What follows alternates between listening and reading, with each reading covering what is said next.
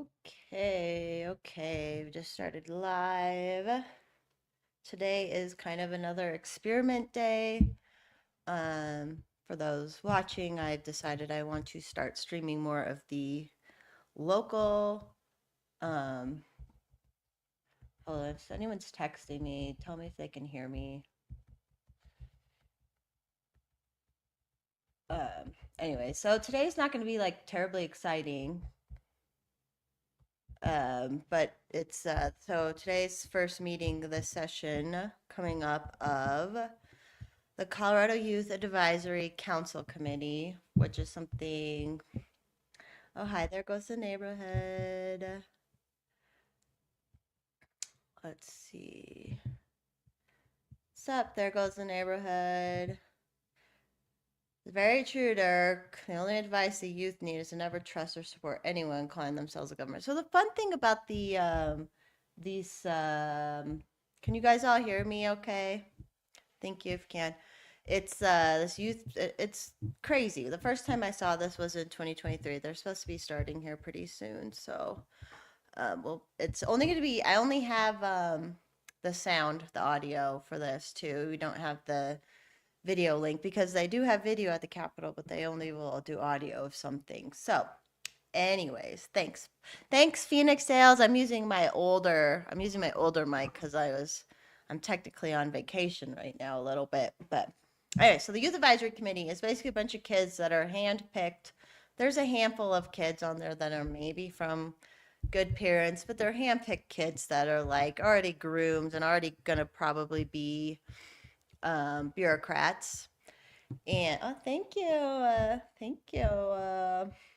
So all this time, they basically what happens is these kids are helped to write bills by organizations like the Colorado Department of Health and things like this. So in 2023, they brought forward a bill that basically went on to become in 2024 session was the name change bill, if anyone remembers back then, which basically gave schools the right to change your child's name on the gender basis behind parents' back. They wouldn't have to tell parents, and it's just playing into this whole gender stuff. So that's kind of what this committee often does. It kind of often does this. Still hasn't started yet. I'm sure they'll be a little late. So, anyways, today's like the first meeting. If you've never, I put the links for COYAC on the thing. Like I said, once it gets going, hi first shot. Hi everybody in the chat. Thank you for stopping by. Like I said, it'll be kind of boring once it's a lot of the audio's on, especially because I don't have the video to react to, which is more fun. But I might pop in and out off a camera or something too, just because it's just listening, and then I'll just pop in when I hear something when I hear them say anything. If you're curious to see their agenda for today. Hasn't started. Still hasn't started. The agenda for today. Let me see if I can post this here. See if it goes out. No, I posted the link, so scroll back a little on the links. Oh, there's another one. There's an agenda here. I had it pulled up. Basically, they're gonna call the order, which they're late. Let me just reload this just in case. Nope, they still haven't started. Here we can look at it on here actually. Won't be very it's not very big. Call the order. Basically they're gonna do like an overview, introductions, yada yada. There's always like one or a couple house reps. See, I'm still so new to this stuff too. The first time I even knew this existed was in 2023, and I heard my friend Val, who's awesome, who knows everything about everything, so everyone should follow Super of My Home on Twitter. But her and some others were doing some testimony on this, and I just, why are kids writing bills that say schools can change their name behind their parents' back? That doesn't sound like something a child would come up with on their own. So that was kind of silly. But anyways, until they start, how is everybody? Thanks everybody. Thanks for tuning in. Yeah, correct, Tony.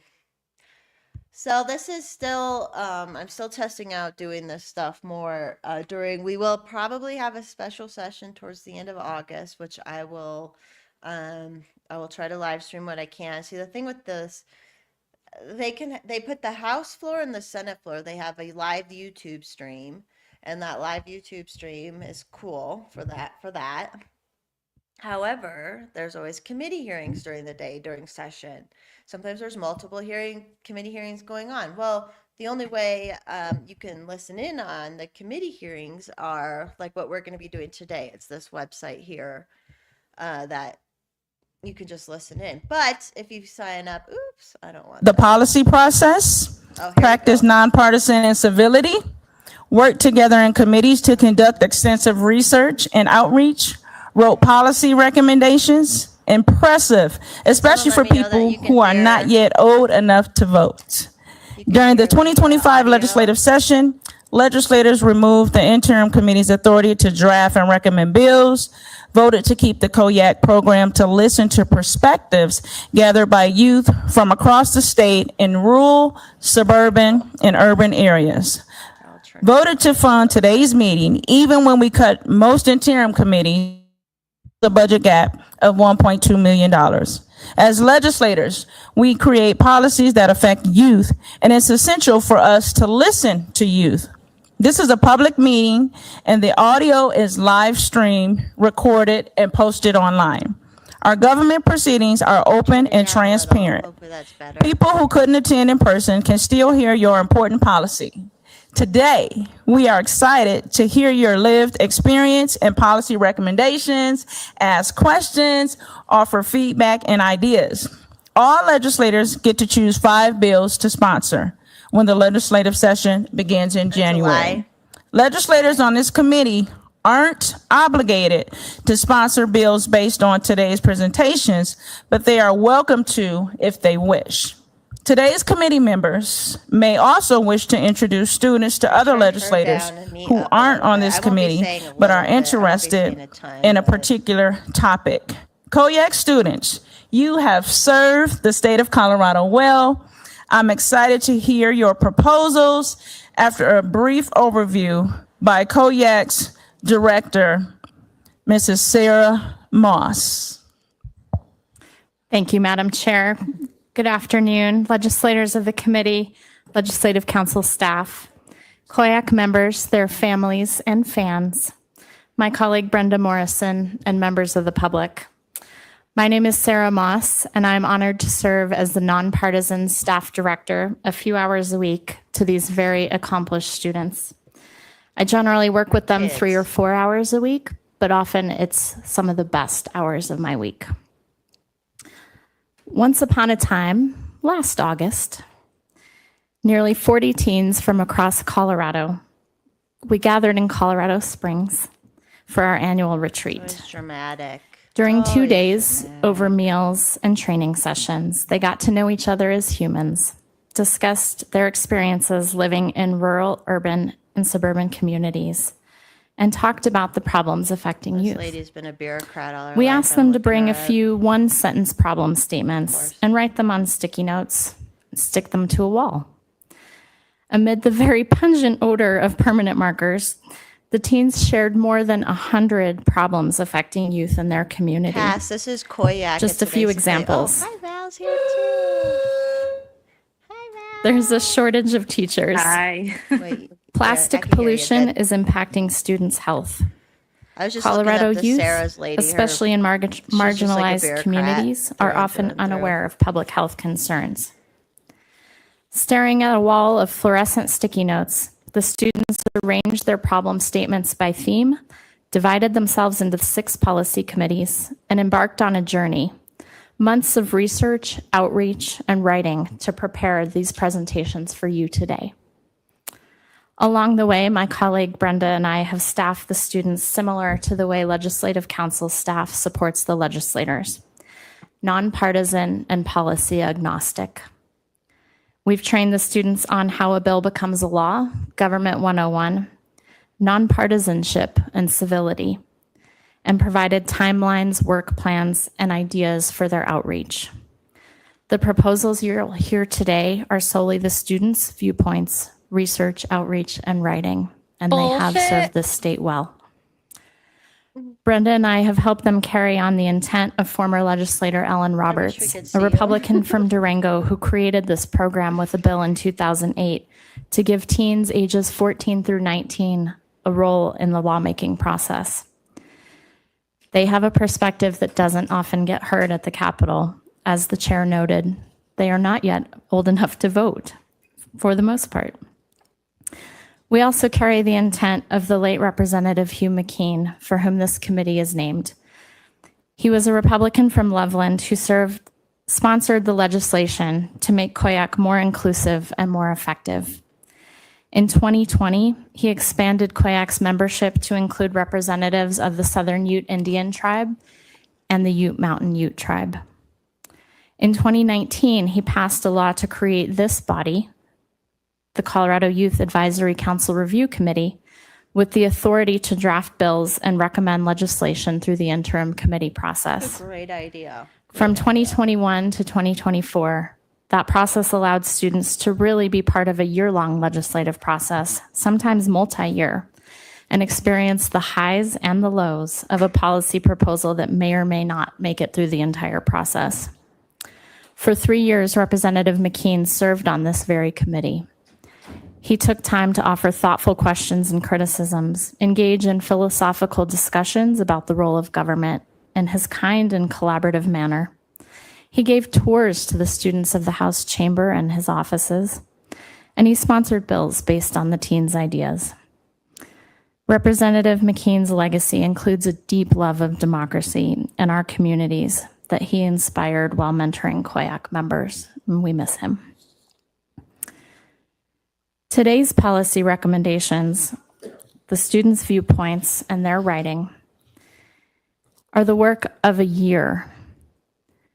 And after this year, these teens, ages 14 through 19, know more than most Coloradans about the legislature's single subject rule for bills, the differences between taxes, fees, and fines, and fiscal policies like Tabor.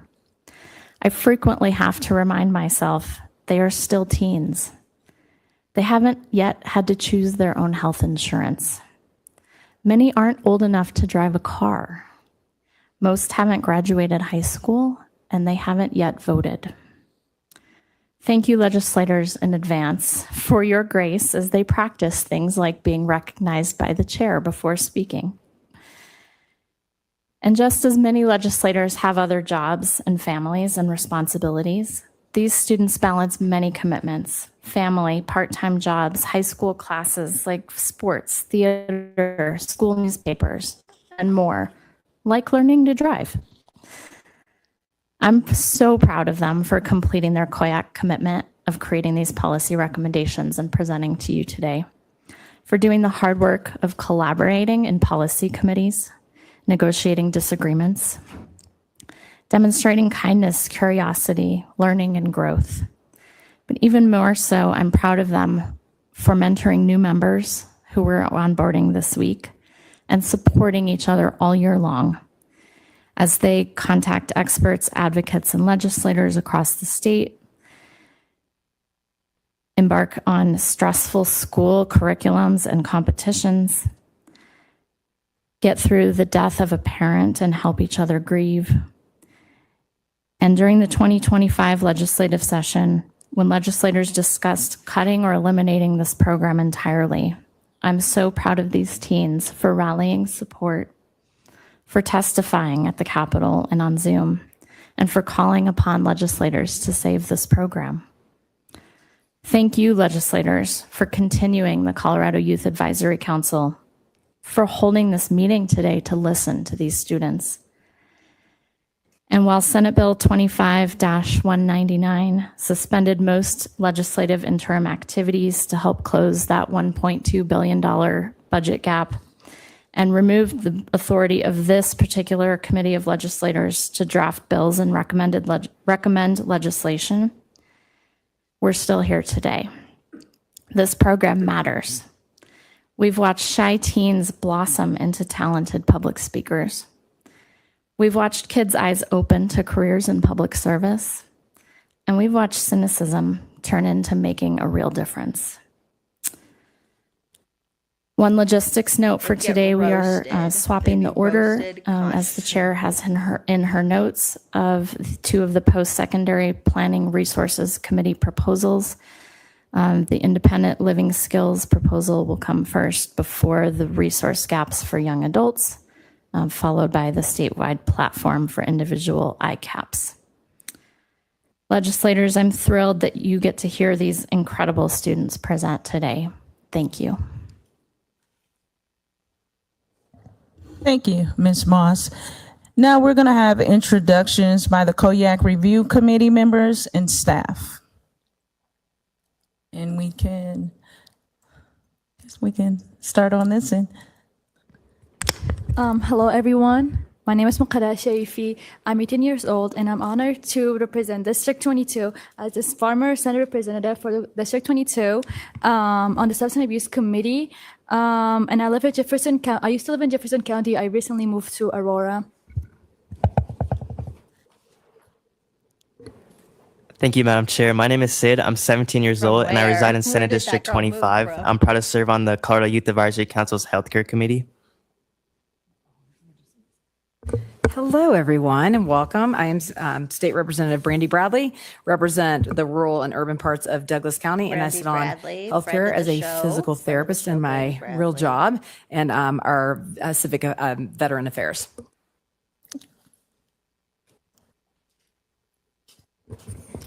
Hamza Sayed, Legislative Council staff and committee staffer for COYAC. Hi, my name is Sophie. I serve as Senate District 16's representative to COYAC, and I had the honor this year of chairing the Environmental Committee. I'm 17 years old and a rising senior. Hi, my name is Eiley. I'm 17 years old and live in Senate District 31, and I have the honor to be chairing the Education Committee. My name is Kate. I'm an at-large member of COYAC and a rising senior in high school, and I'm the co-chair of the Post-Secondary Planning Resources Committee. Thank you. And again, I'm Representative Regina English. I represent House District 17, and I am the current chair for COYAC. Thank you all for your courageousness. Thank you all for being here and for the work you bring into this space. And we need to go to the screen. I'm sorry, to my colleagues. Please introduce yourself. We can start with Senator Rich. Hi there, I'm Senator Janice Rich. I represent Senate District 7. Not a friend of the show. Do not like Rich. And thank you, Madam Chair. I'm Dylan Roberts, State Senator for Senate District 8. Apologies, I can't be there in person, but looking forward to today. Also not a friend of the show. Thank you all. And I believe Ms. Moss has already given an overview for COYAC. So we'll go right into the Education Committee, access to preparation materials for the SAT, the ACT, and the AP tests. And Ms. Eiley from Senate District 31 will be presenting. So they'll present all Thank these you, Madam bills Chair. and they My can name is push Eiley. through I'm 17 three. years old and live in Senate District 31. I have the honor to be representing the Education The whole Committee committee as as the a chair. whole is going to push through At this three. time last year, You when I can, was a yeah, the rising whole committee junior, I can began decide on researching three the to different push test forward preparation to options available to me. committee once I was planning on taking the legislature ACT, session SAT, starts and a in few advanced January. placement courses at my Okay. school. And it seemed that all of the test preparation options What was the number available of the to me one were that was expensive. 2023 and then it As was I the spoke name with change other one in members of my committee, it 2024? became clear that cost 1039. is just one part of a That's much right. So larger SC It's issue. 1309. Some It's students all have access to 1309, school-supported 1309, prep yeah. programs like the program that exists in Denver Public Schools, I mean, that while 10 other it was students are left to 1039, navigate the right? test prep process alone. Non-legal name change. The availability of Yeah, test and prep then support varies 1309 widely was from this district to year. district, and this uneven access reinforces existing educational inequalities. This matters because these exams play a significant role in shaping students' futures. Standardized test scores are used in college admissions decisions, scholarship eligibility, and placement into advanced courses. For many students, achieving high test scores on the SAT and ACT can increase the likelihood of admission and make college more affordable. Achieving high scores in AP exams allows students to receive college credit while still in high school. The SAT is scored out of a total of 1,600 points, and the national average SAT score was a 1024. According to the Colorado Department of Education, students in Colorado scored an average of 978. which is below the national average. However, score achievement varies drastically depending on income level. Students eligible for the free and reduced lunch program, which includes families with incomes at or below 185% of the federal poverty line, scored an average of an 878. In contrast, students not eligible for this program scored an average of a 1041. This gap of about 150 points highlights a significant disparity. Students from wealthier backgrounds in Colorado tend to exceed the national average, while less affluent students fall well below it. According to the Colorado School Finance Project, smaller and rural school districts often have higher percentages of students qualifying for free or reduced lunch, meaning these students face overlapping challenges related to both income and geography.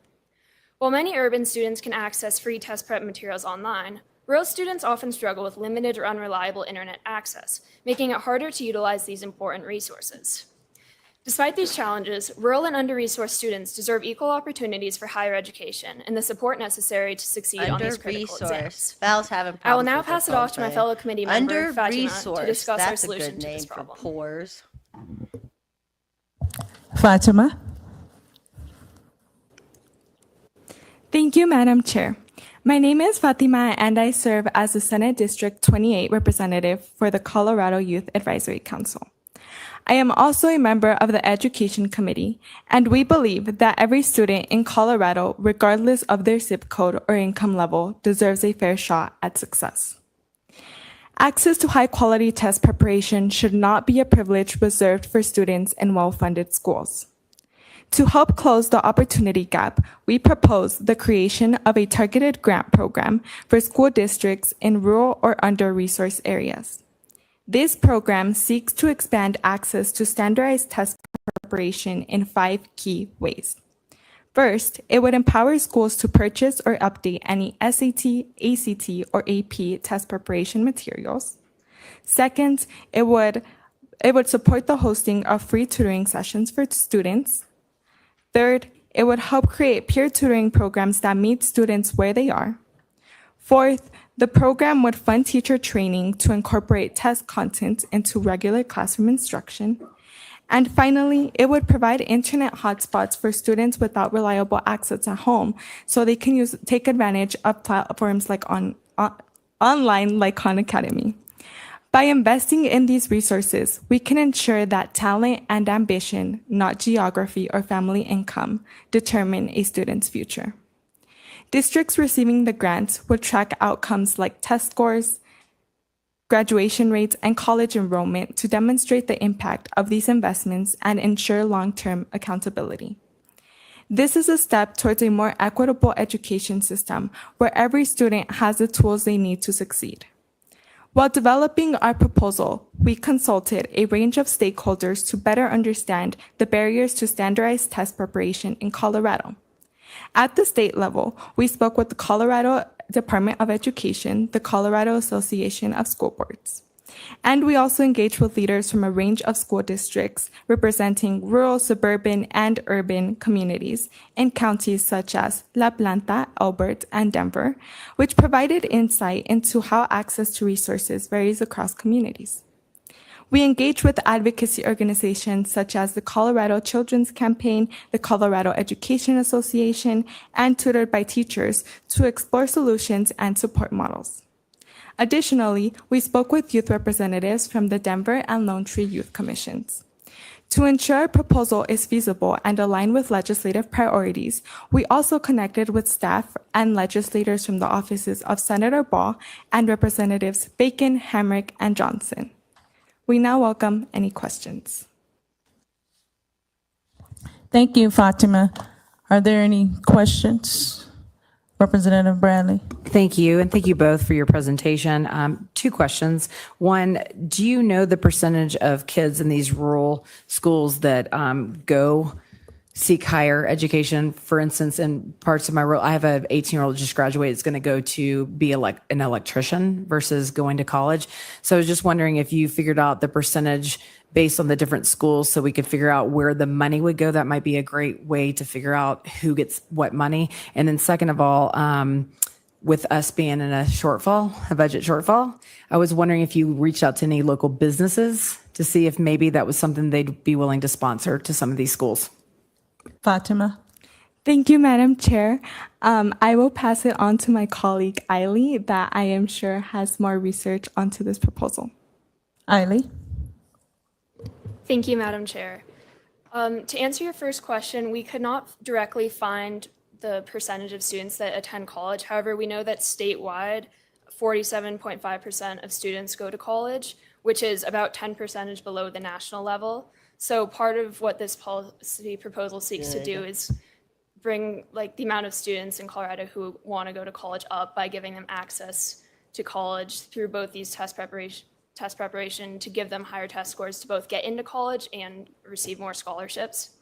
And to answer your second question, we have not contacted any businesses directly. However, we are talking to a couple of organizations that could potentially help sponsor this program. Representative Bradley? Thank you, and thank you for that. I would also be interested in, I know that 47% go to college, but I think what we're seeing right now is college is so unaffordable for a lot of people that a lot are going into the trades, which we desperately need in Colorado, trades, military, things like that. So I guess I would just love to see the different percentages. So then you know what schools maybe have kids that really want to go to college in rural Colorado versus the kids that want to, farm the land or do other things other than college. Eiley? Thank you, Madam Chair. I think that is a very good point, and I can get back to you with those percentages later. Thank you. Thank you for your testimony. And I just want to say for the record, Senator Faith Winters has joined us. And now Don't we get in the will car with her, continue kids. on Don't with get in the the car with me. Education Committee Or use policy her positions, trash funding couch. for civic education programs. And we have Fatima again. Thank you, Madam Chair. I want to start off by sharing a quick fun fact about me, which is I'm a civics nerd, if you couldn't tell yet. And this is why the second proposal is particularly meaningful to me, as it aims to increase funding for civics education by establishing a civic trust fund. But before I get further into the proposal, I want to share why I became passionate about this issue, which is when I realized that there is a real inequity in civic education and opportunities across the state. As I talked to friends from other districts, I was struck by the range of civic opportunities they had: mock trial, student government, youth advisory boards, and more. I only got a civics class, and that's it. It became clear to me that there is a real inequity in access to quality civic education and extracurriculars across Colorado. Every student deserves a chance to learn how their government works and how they can make a difference in their community, regardless of where they go to school. Since the early 2000s, in accordance with state law, Colorado has required public high schools to teach U.S. and Colorado history with the successful completion of a civics course as a condition for high school graduation. However, funding to support these civics programs was not addressed until a 2015 amendment, which authorized the Department of Education to use the State Education Fund to support the development and promotion of civics and history programs. Despite this amendment, many districts still lack consistent targeted funding necessary to implementing high-quality civics education. As a result, the quality and availability of civic instruction continues to vary widely across the state. Outside of this requirement, funding for other civics programs remains inconsistent, undermining students' equal access to foundational knowledge for democratic participation. According to a report published by iCivics, states with dedicated funding for civics have seen measurable improvements in curriculum development, teacher training, and student engagement. In contrast, many Colorado programs depend on short-term grants or philanthropic support, making them vulnerable to budget cuts and difficult to sustain. Oh, no. Nationwide, we see that civics budget education cut. remains inconsistent.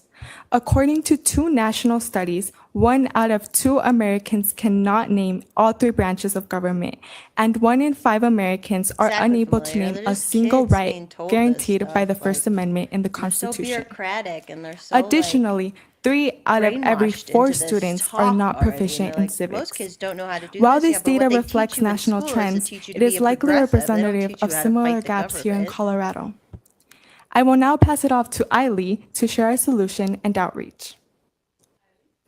Sorry. Ailey? Thank you, Madam Chair, and Fatima. We believe that civics education is essential to preparing students to become informed, engaged participants in our society. To ensure every student in Colorado, regardless of geography or district resources, we propose the creation of a state-administered civic education trust fund. This permanent fund would be supported by philanthropic donations and other non-governmental sources, providing stable, long-term financing for civics programs across the state. Nonprofits. It's your It would nonprofits, support Jessica. initiatives like curriculum development, teacher training, It's just student field non-governmental trips to civic organizations, institutions, people. and It's youth-led civic Harmless. action It's projects. philanthropic. Yeah. Models from other states, including Massachusetts and Florida, have shown that this kind of investment leads to lasting results, such as increased voter participation, improved civic knowledge, and stronger community ties. By establishing this fund, Colorado would not only meet the expectations set out in state law, but also make a sustained commitment to cultivating the next generation of civic leaders. This proposal is about more than fulfilling graduation requirements. It's about giving every student the opportunity to understand their role in our democracy and to take action on the issues that matter to them. While developing our proposal, we consulted a range of stakeholders to better understand civic inequities in Colorado. At the state level, we spoke with representatives from the Colorado Department of Education and the Colorado Association of School Boards. We also met with urban and rural schools who shared insight into how civic opportunities vary across school districts and regions. To explore effective policy solutions, we engaged with organizations including Civics for Colorado Students, the Colorado Children's Campaign, the Colorado Education Association, Daniels Fund, and iCivics. These groups helped us evaluate existing civic opportunities and identify areas for improvement. Finally, to ensure our proposal is both feasible and aligned with legislative priorities, we also connected with staff and legislators from the offices of Representatives Bacon, Hamrick, and Johnson. We welcome any questions. Thank you. Are there any questions? Senator Winters? Thank you, Madam Chair. I noticed within your stakeholders, you reached out to Massachusetts and several people from Massachusetts. And I was wondering, do they have a similar program? Is it funded in the same way? How did they make sure it was sustainable? Ailey? Thank you. Thank you, Madam Chair. I would like to pass it off to Fatima, who did most of the outreach for Massachusetts. Fatima? Thank you, Madam Chair. Yes, we did reach out to Massachusetts, and after several meetings with a lot of people in Massachusetts, we were able to find out that they do have a civic trust fund going on in Massachusetts. It was established in 2018, and the way that it is funded is that they get state funding, but they also welcome any private donations. So what really is going on in Massachusetts is there's a lot of civic champions and a lot of civic organizations really behind this legislature that helped it not only pass, but help it continue to evolve over the years. And they have really expanded it to be a whole civics week, a whole project where students really get hyped up about civics We like Brandy Bradley when you hear issues they're her passionate speak. about Or in the I community. appreciate So her. yeah, Massachusetts does have English is something okay very for a Dem, similar, I and I think it's suppose. what really was the root of inspiration to have something like this in Colorado, and they have seen great impacts by it. Senator Winter? Thank you, Madam Chair. Thank you, Fatima. Could you give me an example of some of those impacts? And does that mean we would be the first completely privately funded program like this in the country? It's not privately Fatima? funded. Why are they? Thank you, Madam Chair. Some of the impacts that they have seen is that over the years, as it's evolved, they now require students in 8th grade to 12th grade to Faith do is a probably civics like, project. ooh, I could get my hands on that And in that slush civics fund. project, they You're present drinking. it. The governor goes. It's a big deal in Massachusetts. And then you crash And what they cats. have been seeing is, bigger, and more I wish I could children that kind wanna of steal have from the their report parents. from iCivics and Civics Now, that students are not only more engaged in their civic participation and engagement, but also in test scores and in the way that they are scoring when it comes to civic knowledge, because it's so encouraged. They have funding and opportunity welcoming that's far beyond just a civics course that may look different for each of them. They all do a project with intent and purpose. Look And how to awesome answer Boston's the second doing. part of your Another question, Democrat-run city just killing it. which was I wanna sorry. know what the age limit on this is. Senator Like, Winter. how young Thank you, are Madam they Chair. gonna expose kids to this? We try to fund a lot of things through private gifts, grants, and donations, which oftentimes gets challenging. So I'm a little worried if we would be the first state to fund a similar program completely funded by the private sector. Fatima? Thank you, Madam she's Chair. worried about it being Yes, thank you for repeating privately your run. question. I don't know because we also tried to get in contact with Florida because they have something similar going on there.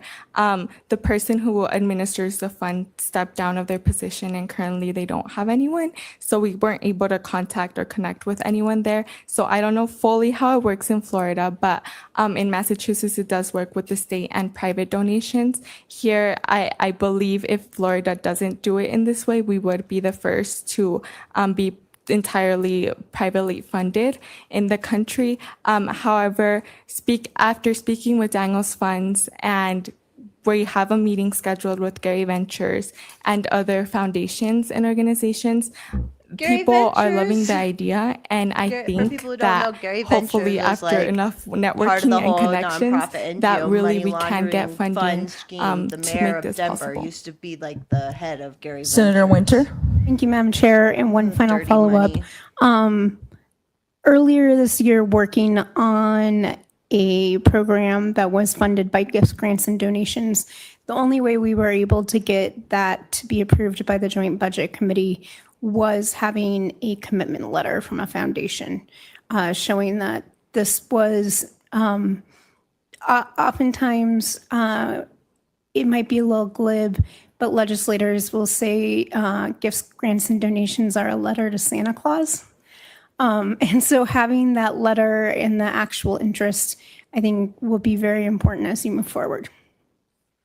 And Fatima? honestly, this Thank whole you, bill Madam is Chair, supposed to and thank you, Senator just Winter. kids younger Yes, and we, turn them into after Democrats. speaking with some of these Because foundations, have everyone they learned consulted what with that means. is completely And left-wing. we look forward to, in the future, in our meetings, hopefully be able to get our first letters to really back this up and show that civics education and high quality civics education is possible here in Colorado for every student. Thank you. If there aren't any more, Representative Bradley. Thank you, Madam Chair.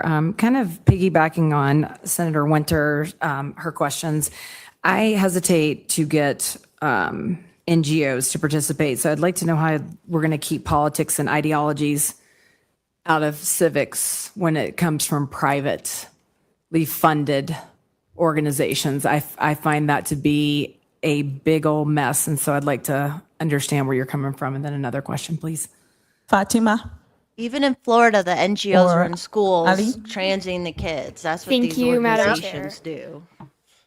The way that Massachusetts has set up their like privately funded part is that one of the conditions for like donating to this fund is that you can't really control how the money is used. So we would probably have a similar thing in Colorado, just to say that these organizations won't be able to say like this money will go to like this thing, and instead it will be run by whoever's kind of controlling the general fund of where the money goes. Representative Bradley? Thank you, Madam Chair, and thank you for that. So you are planning to put safeguards up so that, because sometimes adults like to dictate what's going on, especially people with money. So I just want to make sure that we're putting safeguards in place, that civics means we're talking about a constitutional republic and the way this country was founded versus some other ideologies. And then one more follow-up, if you don't mind. Ali? Thank you, Madam Chair. Yeah, that is what we are planning to do. Except that Representative Bradley? Thank you, Madam Chair. Last question. The organizations that you guys looked through, I'm just wondering, a lot of these don't seem very nonpartisan. Was your intent to go to nonpartisan organizations? Ali? Thank you, Madam Chair. We did contact some other organizations that we did not receive replies to. Fatima, I'm not sure if you have this specific organizations, But we did try to contact a variety of different nonpartisan organizations. However, we did not get replies from But many Gary of the Ventures was organizations. like, yeah, we're Fatima? going to sign up for Thank that. you, and Madam it's Chair. wonderful. Also, yes, I think while the intent of reaching out to Florida was to kind of see those two sides, Massachusetts and Florida. But contacting Florida was very hard. And with the stepping down of who administers it, I mean, until we have a new person that's stable in the position. But of course, we look forward to in the future continue to contact them and see what's going on there, because obviously we want to make this bipartisan. It's for civics and it should be bipartisan. Thank you. And thank you for your work on this.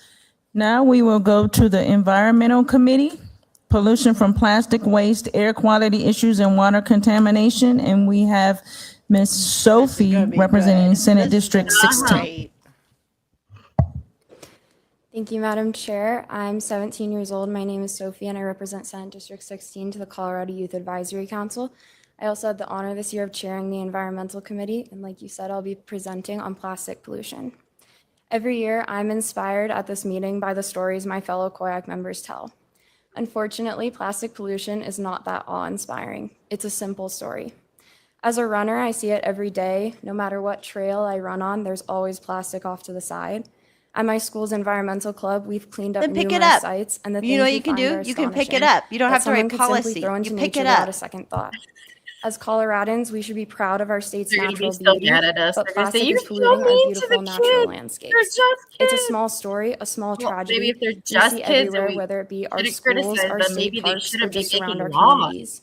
We see They the can't remnants of Yeah, our if you cave want to learn loaders, the cups sitting in the civics, you grass want to learn that real will civics. ultimately Civics pollute our is drinking fighting water. against the government, not In May growing 2023, the government. Copernic And that's all they're Foundation being found that taught to every do. major waterway in Colorado was polluted with plastics and microplastics.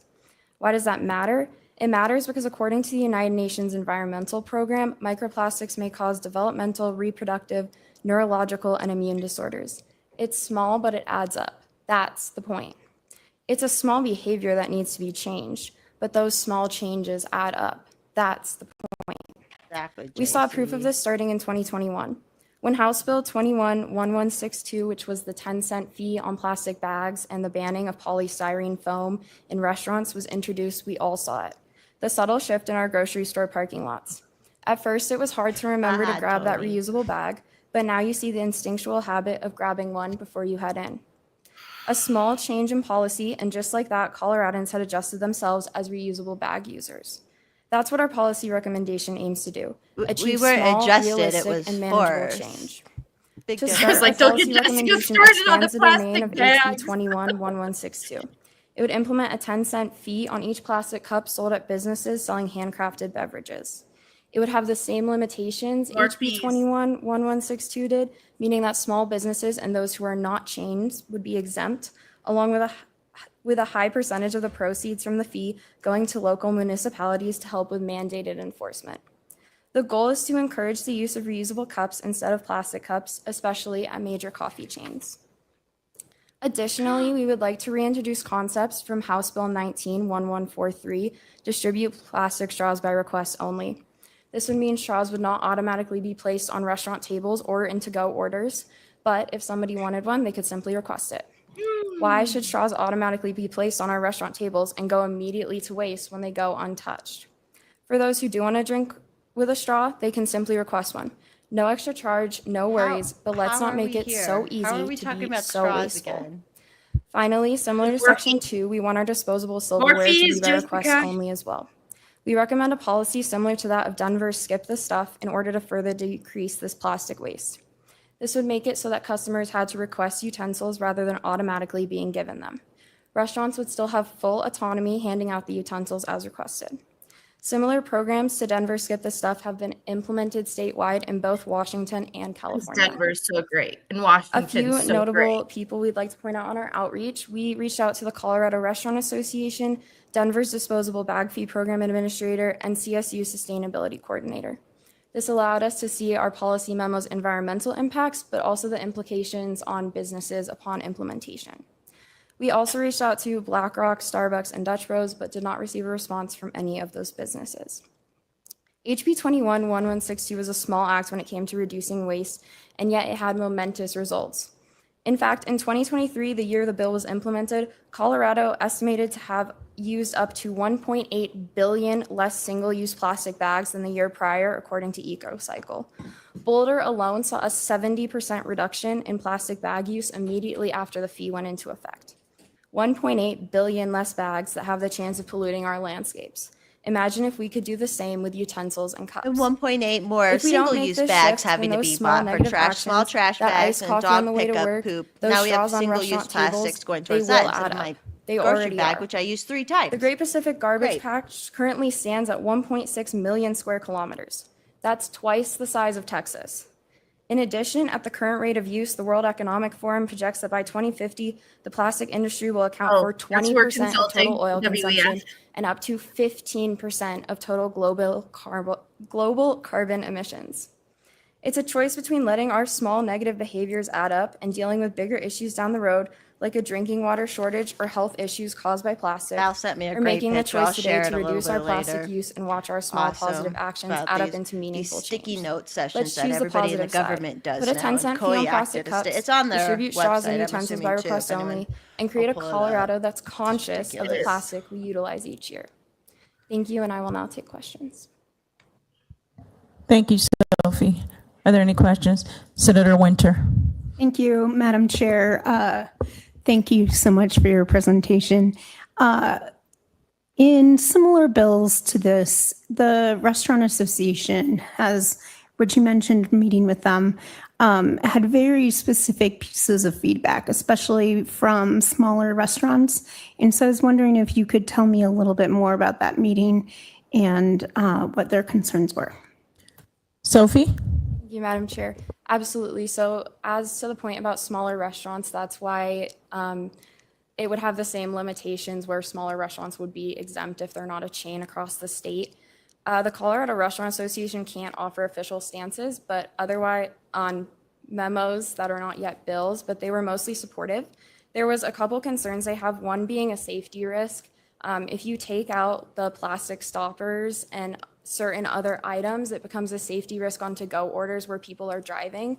So that's why the plastic stoppers and the coffee were not included in this proposal. That way the drinks are let's still just safe if people are just picking them up and then doing more driving why to the old work. women swallow a They fly, and also then you cared a cause lot one about problem, the and you cause autonomy of the another problem, restaurants. and you That's cause why another restaurants can problem. still ask all their consumers whether they would Bye, like utensils, shameless. whether they would like a straw, because that really matters to them. And they said ultimately their official position would rely on the enforcement mechanism, which I would love to go into with more research. I wasn't able to reach out to many people who knew about the enforcement mechanism I went to of Walmart yesterday, HB 21-1162. and they have paper so bags. That's something and I I'd love said, to "Are you guys explore charging further. for the paper bags too?" And they said, Thank "Yeah, you, 10 Senator bag." Winter. Thank you, Madam Chair.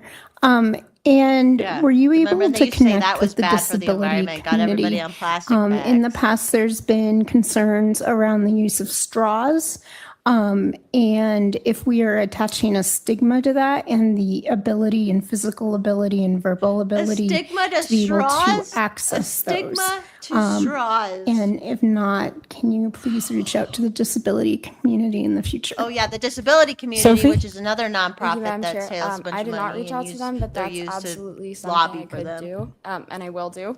But that's ultimately also why we didn't want to put any fees on What is any of straw the stigma? utensils or the straws, because we want it to be Disabled people accessible, can't just use not straws, but then automatic. sometimes some disabled people only can Thank you. use straws. Representative So Bradley. They need to reach Thank out you, and Madam ask Chair, and thank how you to for those talk points about for the it. disability community. We're the sixth most Brandy? regulated state. We are taxed and feed to death. My constituents are just having a hard time paying for anything. I like the bottom two, request only, but I'm curious as another tax why that was the way to go. You know, I have a lot of constituents say these plastic bags, okay, great, but you're putting all this plastic now into a paper bag or a reusable bag. So there's all this plastic going into a 10-cent plastic bag. Now we're going to start another 10-cent tax on the people of Colorado and businesses. And I guess I don't understand why the first thing was to go to a tax when we are, like I said, the sixth most regulated state, and we have businesses closing their doors. 24% of restaurants are closing their doors for good in Denver. So this first solution is not really a solution to me. Again, I think request only for the other two, great way to maybe implement that. But until we create the ability to change out of plastic for all the plastic that we're putting into things, I don't understand why we're going to go tax businesses and the people of Colorado again. Sophie? Thank you for that, Representative Bradley. Ultimately, again, like I said, small businesses are exempt from this, so we want to make sure that our small restaurants and those that are family owned are staying in business and that this does not impact them. But ultimately, at these larger chains like Starbucks, like Dutch Bros, the drinks are at such a point where they're already so That our expensive mom pays for us to that go if to we can every encourage day, people and we use to, their instead stuff of paying all that the 10-cent time. tax, buy a $5 reusable cup. Yeah, maybe And we can all these teenagers should pay for we their can all the make food. this change. I think it'll ultimately end up working out better for Coloradans. If Thank they you, only, Sophie. They've been told to want to do a tax, and if Senator they only Rich. knew where the money would go and how it would make someone rich, and it wouldn't even do anything, but they don't know this. Thank you, Madam Chair. So where do the fees go to? What is it going to go to? And since you want to do a mandate on local governments, I don't see that you reached out to any local governments. Ooh, dang. Be it She's right. municipalities or counties. She's right. Concerning But then it would this, be, we could proposal. Cora that, Rich. And we could go Cora that. Sophie? Well, not if it's up to her and her Cora bills. It was I a know, struggle she to might not find like Justice too honestly much. who was in charge of the fees and the mandates. We did reach out to the person in charge of Denver's, mostly because they are also in charge of the Skip the Stuff program there. But I'd love to work more with local municipalities to find out how they're dealing with the enforcement mechanisms of previous bills. That's all they know. They don't want to pick up trash. Thank you, They Sophie. want to Senator Rich? get money to force people to do stuff that will make more trash. Thank in you, the long Madam run. Chair. It would be probably a good idea for you to reach out to the Colorado Municipal League and the Colorado Counties, Inc., since you want to create I see that you reached out to Colorado Counties, Inc., but I don't know if they were in support of it or not. But I'm a local control person, and I see that you want to create a mandate on local control, and I'm just concerned about that. So I think you ought to be, I think those are two I'm gonna clip that organizations back and that then you send should her be, an email with her reaching out saying to. that, and then the wording. Did, So- Cora bill. did CCI Colorado Counties, did they? She's never going to live express that bill support of down. this? Sophie? She'll probably try If they again expressed next support year. of this, Her I and was not Soper on that probably try to do meeting, it and I again. was not Well, yeah, it's aware Stoper's of what last session happened before during he's that termed meeting, out, so she's and got to get, he's got to I make it 4 years in a row. He believe goes after it says they Cora. responded on our outreach sheet. I believe that's a mistake. Senator Rich, did you have anything else? No, thank you, Madam Chair. Representative Bradfield? I'm sorry, Bradley? I'm good. Okay, thank you. Now we're going to stay on the Environmental Committee, unequal enforcement of environmental mandates. Ayush, Senate District 9. Thank you, Madam Chair. My name is Ayush. I represent Senate District 9 Ayush, to the that's the Colorado sound Youth I make Advisory when I flush Council, the and I also have toilet. the honor of being the vice chair of the Environmental Committee for this year. I'm gonna get in trouble for being. When I mean was to the young, kids. I was obsessed with the Yes, you peregrine are. falcon, the world's fastest animal, primarily They're gonna because tear you Colorado apart, is one of Bradley. the only places in the world that houses these incredible creatures. In my fascination, what I also learned is the impact humans have had on the environments, because we almost lost peregrine falcons forever. They were brought back from the brink of extinction by deliberate, consistent, impactful conservation efforts that were able to bring them back. When I saw them for the first time in Rocky Mountain National Park, its flight was inspiring to me because it taught me the power that statewide deliberate actions can have on protecting our environment. You might also remember the bald eagles, which almost went extinct in the United States as a result of habitat destruction and pesticides. It was the result of nationwide change and conservation efforts that changed our environmental practices that allowed us to bring them back to life. As Sophie mentioned, the impact of environmentally unfriendly practices is not immediate. They gradually build up to erode not just our everyday environment with microplastics and pollution, but also our natural environments that house many of Colorado's wonders. That's why the state has some environmental regulations in place, including regulations like House Bill 21-1162, which prohibits Wonder if stores he's and ever restaurants from gone out and providing helped single-use build plastic trails at open products space like or plastic done litter bags. pickup or The problem that the environmental invasive committee weed has control, identified or if is that he's talked regulations like in he's never been Colorado are outside in not his whole enforced equally. A Colorado Department of Public Health and Education quarterly report reveals that 55% of environmental regulation violations were not penalized and didn't face consequences. This means that the practices we have in place to prevent the impact humans have on the environment in Colorado are rendered null. For that reason, we propose 4 solutions. The first is to centralize the penalty and enforcement system of environmental regulations to the state rather than local governments. And this is because local governments often already suffer from insufficient resources. Relying on them to enforce another policy is often too big of a risk. And we see this in the Journal of Environmental Economics and Management, which shows the impact of national versus local enforcement of environmental regulations in Sweden. They identified that local enforcement is suboptimal. And though this study was not conducted in the US, the journal notes that these findings are applicable to the United States as well as state versus local enforcement issues. Moving the penalty system to the state of Colorado makes it more likely that environmental regulations will be implemented properly because they have the resources to do so compared to local governments that are already burdened. Second, make fines proportional with business size.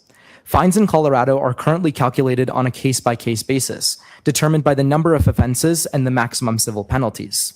There's no Colorado law that addresses the size of the corporation making the violation. And this is important because larger businesses are often able to pay small fines for poor environmental practices rather than rework businesses for environmental friendliness. Corporations should face fines that are high enough to encourage them to pursue environmentally friendly practices without crippling small businesses. And this is supported by the deterrence theory, a Nobel Prize winning theory in economics, which states that for a fine to be effective, it must be greater than the economic benefit a company gains from violating that law. Third, we propose to increase monetary allocations to pro-environmental grants, specifically for small businesses. Small businesses struggle with the upfront costs of implementing pro-environmental technology. We found this out through our outreach to small businesses in Colorado. What we believe is that by increasing monetary allocation to pro-environmental grants, they're able to overcome these upfront costs. And this allows them to actually implement pro-environmental technology. In addition, according to the Harvard School of Business, environmentally friendly technologies end up actually allowing businesses to thrive in the long term. By implementing these grants, they're able to comply with regulations that they actually would want to as well. And finally, we propose designing volunteer/paid positions for people to help government and schools to comply with state environmental mandates. Many organizations would like to comply with environmental regulations, but don't know how, especially within a budget specific to governmental institutions. And we learned this through our outreach to the Academy School District 20 Green Team, which is dedicated to trying to comply with environmental regulations in Colorado Springs. They stated that designing a volunteer/paid position for an expert would help solve this problem, because that governmental institution now has an expert to help them comply with regulations within budget and efficiently. The solutions we've outlined are powerful and implementable ways to help continue enforcing environmental law in the state of Colorado. The peregrine falcon I saw as a child was the result of deliberate action. I've never seen COYAC We try believe to that repeal implementing a these bill. solutions in another deliberate action that helps work towards the problem of consistency in state environmental law enforcement would allow us to continue conserving our everyday natural environments to the best of Colorado's ability. Thank you, and I will now take questions. Thank you, Ayush. Are there any questions from the committee? Ayush, I'm so mean. I don't even care. Senator Winter. Thank you, and thanks for your work on this. Really concentrating some of this enforcement in local governments. When you were talking with local governments, it creates somewhat of this perverse incentive to not fine the businesses that they want to locate within their community. So, for example, I live within Adams County, which has very large battles with Weld County. who enforces regulations very differently based on values. And so do Well, you think fuck you to Weld that County from her. having the Sheesh. state be the one to do that PSA, enforcement will change Representative that? or Senator Winters And hates Wells County. oftentimes, state rulemaking takes a very, very long time. How do you see this enforcement working at the state level? Ayush? Thank you, Madam Chair. From what I understand from your question, you're asking how different counties enforce mandates and how that affects their interactions with businesses and how I foresee that looking at the state level. Throughout my outreach, what I ended up seeing, especially with a few businesses I talked to just recently after I submitted the policy memo on June 30th, is that actually they saw a lot of their other businesses in their area not being enforced by the local governments. So for example, plastic bags, some businesses in Colorado Springs weren't enforced while the business I talked to, they were being enforced. You gotta get on them. Get them. I think that He's by moving the enforcement system to the state of Colorado, we're Colorado able to Springs, better they have been enforce the snitching on you. regulations that we have in place because that allows businesses because that allows for more resources when we're enforcing these mandates compared to local governments. I'm not sure how this would impact local and business interactions. It's a very interesting point, and I would love to learn more and research more about that through some more outreach. And I think that's something I'd love to look forward to in the future. Thank you, Ayush. Any more questions from the committee? Thank you. Now we will go to unequal enforcement of environmental mandates. Oh, no, I'm sorry. We already have that. Let me turn the page. Healthcare Committee. Inform and mobilize youth about public health and environmental hazards. By Ranye, former Senate District 17, on Zoom.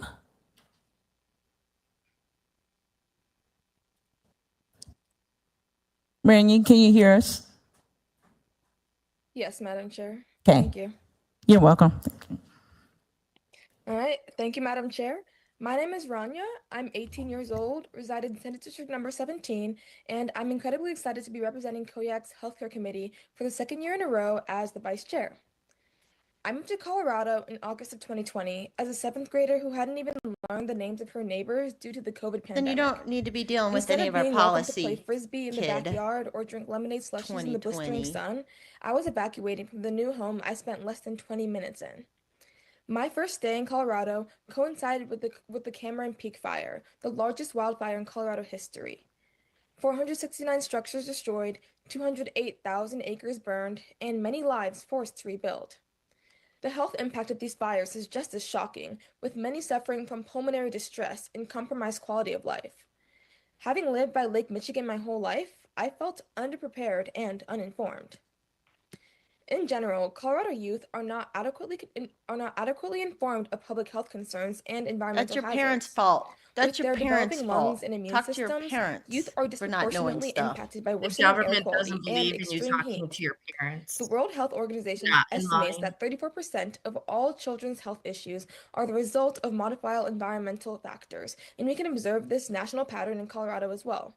According to the Children's Environmental Health Network, more than 70% of Colorado's 1.3 million children live in counties with unhealthy ozone levels. This exposure can have long-term health consequences such as asthma and diminished lung development.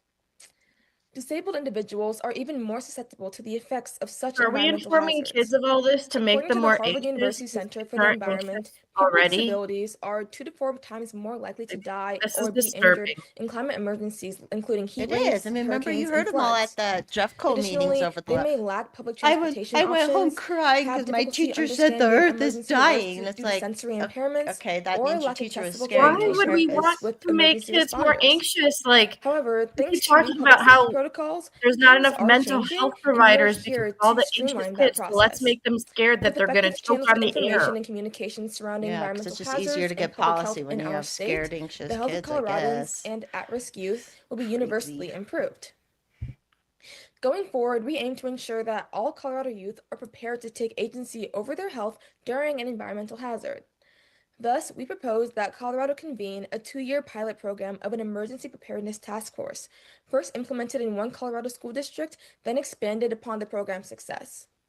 This task force would be composed So our of a kids can't read volunteer or do group of math, but they're going to educators, have a task force EMTs, at their parents, school to and deal state with officials to ozone ensure that youth are emergencies. informed of the steps to take during an emergency, the effects Which will that be a these emergencies can nonprofit have on that'll have adolescent 8 health and other salaries channels that for are running information. it, and That The is task funded force by will be our responsible for taxpayer dollars. compiling asynchronous presentations composed of Every slideshow time. presentations, hands-on activities, active discussions, and take-home Is materials. this happening during In school order to hours when they're ensure that supposed to be information learning how remains to read? relevant, the task force is encouraged to create lessons with different themes, such as seasonal hazards like fall versus spring, or regional hazards Seriously, the that vary ozone, they depending were on doing whether that you're to in a us in elementary whether you're school, in the a rural ozone area or an urban layer. area. There's a hole in the ozone. Individuals requiring accommodations should also be coming back. represented in these lesson plans to ensure that all students, regardless of ability, Night, are Chip. prepared to navigate emergency situations.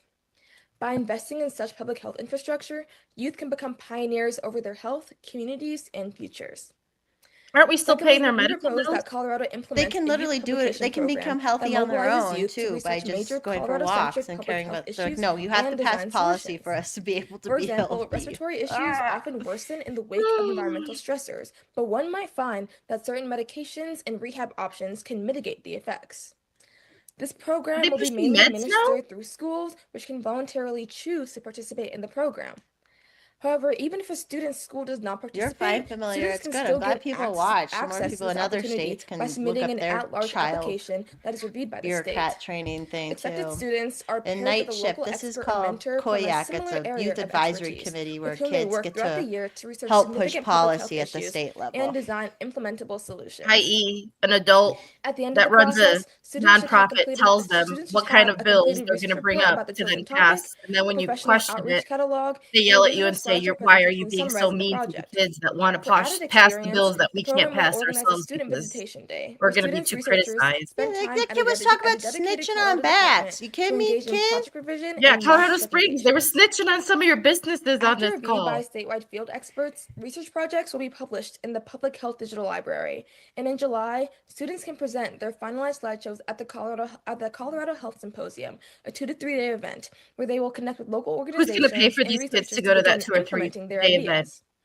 Based on the program's success, the state should provide districts with the option and opportunity to formalize it as a board-approved course to ensure that students can gain course credit and certifications for their work. But they can't read. While writing a proposal, we have talked to state organizations such as They don't the know their Colorado Division gender. of They Homeland can't Security read. and They can't do math. Emergency Management, They don't know how to and do the Colorado laundry. They don't Department know of how to Public Health and do anything in Environment, their house without which have given freaking us out and insight having a into the process meltdown. that But Colorado you uses know, to identify and handle they should be hazards. doing this. We've also spoken to key stakeholder groups such as the Colorado Parent Teacher Association, our local school districts, the Youth Climate Collaborative, the American Academy of Timo, Pediatrics, are you the talking Youth about Health the 33 Alliance, and the cases Colorado of Children's adult Campaign, on all of child which have helped sexual us figure out assault the and logistics of justice? our proposal to That was ensure worded that we are reaching really target weird. populations. We've also met with organizations like the Center for People with Disabilities, the National He's Disability not Network, from here, and the but yeah, I Northwest mean, Colorado that's Center for literally what's Independence to happening. ensure that our Jeffco kids proposals are can't do formulated with anything. They've accessibility got more needs in money mind. than ever. The kids can't We read, also but they're all spoke with getting subject matter experts like Dr. abused and Dickinson stolen at the from their Anschutz Medical parents. Campus to get more information surrounding wildfires and rural to urban divides. And we reached out to legislators like Representatives Bradley, Brown, Hamrick, and Johnson, and Senator Kipp in order to get a more policy-oriented perspective on our proposals. We've also found that other states have devised and implemented similar methods for disseminating emergency preparedness information to youth. For instance, the California Governor's Office of Emergency Services has established the Preparedness Ambassadors let's program, take California's which is focused advice. on engaging fourth grade students to develop and promote disaster Fourth preparedness grade? guidelines for their homes, school, and local community. Fourth This graders program are is like made up 9 of or instructional 10 years materials, old. such as activity books, teacher Yeah, guides, I was and a running family out in readiness Forest. guide. Thank God. By implementing a similar program in We haven't Colorado, even had the we sex believe talk that youth yet will be better in 4th equipped to grade. prepare themselves and those around them in case of a natural disaster or health hazard. Thank you, and I welcome your comments and questions. Thank you, Rania. Are there any questions? Representative Bradley. Thank you, Madam Chair. Take a deep breath. That was quite the presentation. Very proud of you. A couple of questions. In some of this, I'd love to see cloud seeding, since we know that that's happening in Colorado and other states, what the impact is on the people of Colorado. And then the other thing I would like to add is while we build high density housing, Senator Snyder and I both went to the well when he's a state house representative on evacuation in Manitou Springs. Laviers in my district just had a massive stage 2 fire, and the people evacuating them in a 2-lane road in some of these towns. So I would love to have you also look into cities, municipalities, towns, see what their protocols are for evacuation on Laviers natural is so disasters. unique Because to, I think as we build and build and build and build and My build, friend's and parents we've got asked the evacuated, state but legislators to it's come such up a with that plan. tiny little town, Both the you know? Democrat and myself, a Republican, could not get an answer to that. So I think in the world of building all this high density housing, got a we fire, also though, need an all those OIT people would die 'cause to not only there's the no way to able-bodied people of Colorado, but especially the disability community, deaf, blind, what have you, to know that their state is going to get them out of a natural disaster, and we don't have a Texas Guadalupe River on our hands. Well, that's like an Rania? act of God, Brandy. Like, I'm Did you sorry, have but the anything? thing Did in you? Texas was just insane. Yeah, thank you so much for that comment. It's the app yeah, and so the we will government screwing up definitely, after reach the out fact. to Not much you can do local before. municipalities and areas across our state, school districts, local towns, to see what the best path forward is. I understand that like building all these programs can be very costly and can be very time consuming, but maybe improving the infrastructure that already exists could be more beneficial as well. Thank you, Rania. Senator Winter. Thank you for this proposal. My first question is, who decides what an environmental disaster is or is not?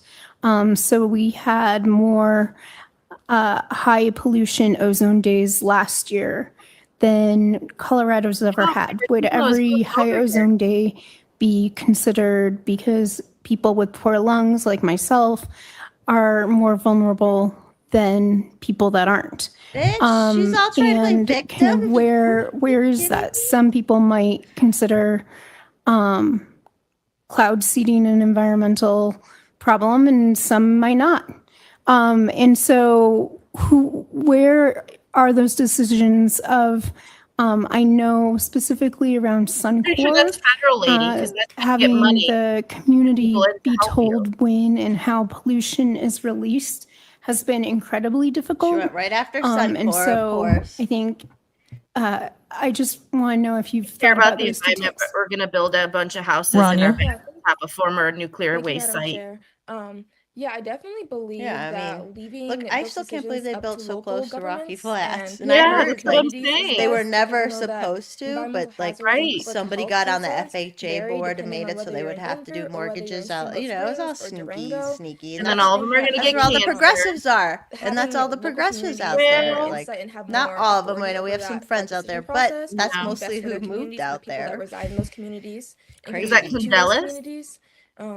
Yeah, And Candelas, so Layden I think Rock, that everything there, having like some that having filled some sort in. of bridge They're between sitting on top what of the state former can nuclear do and what waste. local communities could do would be And best. before it was a DOE. Senator just like Winter.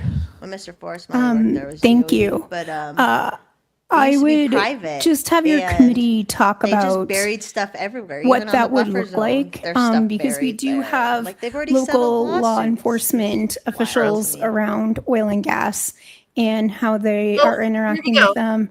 Gas And back. in your previous recommendation, talking about environmental justice, we talked about how enforcement by local government isn't working and the shortcomings there. And Pushing then for state on control. this proposal, you're talking about how the power should rest with the local government. And so as you work on these proposals, just really thinking about those logistics and on both proposals, how it would work. Thank you. Did you have anything else, Rania? No, thank you, Madam Chair. Thanks. Okay. Thank you. Now we'll stay on the Healthcare Committee, but talk about access to equitable healthcare and medical options in rural areas by Sidharth in Senate District 25 and Kelsey on Zoom, Senate District 7. Thank you, Madam Chair. My name is Sid. I'm 17 years old, and I reside in Senate District 25, and I'm also proud to serve on the Colorado Youth Advisory Council's Healthcare Committee. I attend school in the Boulder Valley School District, and I'm honored to speak today on our second healthcare proposal, which focuses on improving access to equitable healthcare and medical options in Colorado. Children and students spend a majority of their time in school-based settings. Parents put their trust in schools to take care of their child. Yet Colorado youth are bound to experiment while also getting hurt at school. Earlier this year, my brother was hit in the face by a ball, shattering his glasses and injuring the area around his eye. It took far too long for our school's only nurse to respond and contact our parents, and by the time he received care, he had already lost a significant amount of blood and required stitches immediately. Although we were fortunate that he was okay and he got a pretty cool scar, many rural youth may not be able to say the same due to delays in school with fewer resources Rural and youth. longer travel times to clinics, Bet you they especially wanna during put in emergency those situations. Community health centers. Looking that more are closely, we discovered that the lack of access to equitable abortion, healthcare and options in rural they can get Colorado is due to a lack of transparency, a shortage of they can healthcare get their professionals, dentist and limited health appointment. Your infrastructure. kid never has In to rural, leave. in rural communities, schools are Like often the the only Jeffco accessible source of Center, the healthcare one for in students. Jeffco does, Yet like, only basically 40% all of Colorado that. schools have a Cherry Creek has full-time one nurse off of and a high 17% report having none at all. In counties like Cheyenne and Lincoln, there are over 5,600 residents per primary care physician, which is nearly 3 times the state average. Behavioral health services are even more scarce, with one mental health provider per 1,282 rural residents compared to 1 per 755 in urban regions. This shortage leaves thousands of youth without consistent preventative care, putting their health and academic success at risk. Even when care is available, many families face confusion and fear around treatment costs. According to the Colorado Health Institute, 1 in 5 adults skip needed medications due to high out-of-pocket expenses. And nearly 25% of Coloradans with chronic conditions say they can't access necessary care because they don't understand coverage or costs. Public insurance programs like Medicaid and CHP Plus may help, but many providers don't accept them due to their low reimbursement rates. All in all, Jessica, if you these wanna send me the barriers name, I prevent can families make from getting deep timely, affordable dives on treatment. it, too. I'm To just improve find out health how much outcomes for money all you youth, get Colorado to must spend expand healthcare access for and it. make the systems easier to navigate within schools. So our first solution is to address healthcare disparities and provider shortages. We propose that Colorado implements a 2-year pilot program of a school-based digital health extension in one rural school district with the goal of eventual statewide expansion. Told you. This program would utilize telehealth services to connect students to licensed physicians, therapists, and health educators for preventive Government-run care, medical centers. chronic disease management, as And well their as first mental health question. support. And what's the Parents first and guardians question? would Have remain you thought closely about involved, receiving suicide? regular That'll be the updates, first and question. all students Actually. would be required to sign a think you're consent form trans? before accessing services. On-site school health aides would coordinate appointments and assist with in-person take the care. dog out real quick. And the Be right program back. addresses barriers like travel distances and limited providers by offering remote care through virtual visits and educational tools. While we acknowledge internet access limitations within rural areas, the pilot will move forward by leveraging existing school network infrastructure and local partnerships. It includes accessibility features like ASL interpretation, visual alerts, and also text-based support. By streamlining insurance compatibility through Medicaid waivers and public-private partnerships, this initiative tackles the root cause of rural health inequity and mitigates consequences like untreated conditions, missed school, and increased stress. Secondly, to bridge the urban-rural divide and increase youth engagement, we propose that each school-based health center, or SBHC in Colorado, select at least one youth officer to serve on a 1-year term. These students will be selected in the spring through tailored applications, presentations, essays. And they would also complete a brief summer training series hosted by Colorado Department of Public Health and Education on leadership, health equity, and SBHC operations. During the academic year, youth officers would increase student awareness, provide input on healthcare strategies, and research barriers specific to their communities. This directly targets the root cause of unequal access, low health literacy, and also mitigates the effects of the underutilization of SBHC services, as well as policy decisions made without student input. By embedding youth voices into local was health outside, infrastructure, like, this of course, program Department of fosters Health. long-term Of course, student Department of agency, Health. encourages It's gonna be peer-to-peer who support, chooses all as well as these helps people. SBHCs become more responsive and representative across Colorado. I would now like to invite my colleague, Kelsey, to talk more about her outreach. So in Jeffco, they Thank have you, this Siddharth. policy. Kelsey? The guy who runs the remote program that we pay for used to work for a gender clinic in Chicago. And they link to the Trevor Project. And I'm proud to serve Of on the course. Colorado Youth Advisory Council's Healthcare Committee. I attend school in Delta County School District, and I'm honored to speak today on our second healthcare proposals outreach. While completing our proposals, we have reached out to a wide array of organizations and individuals across Colorado. We have talked to state departments such as the Colorado Department of Public Health and Environment in order to get insight into existing programs for rural areas.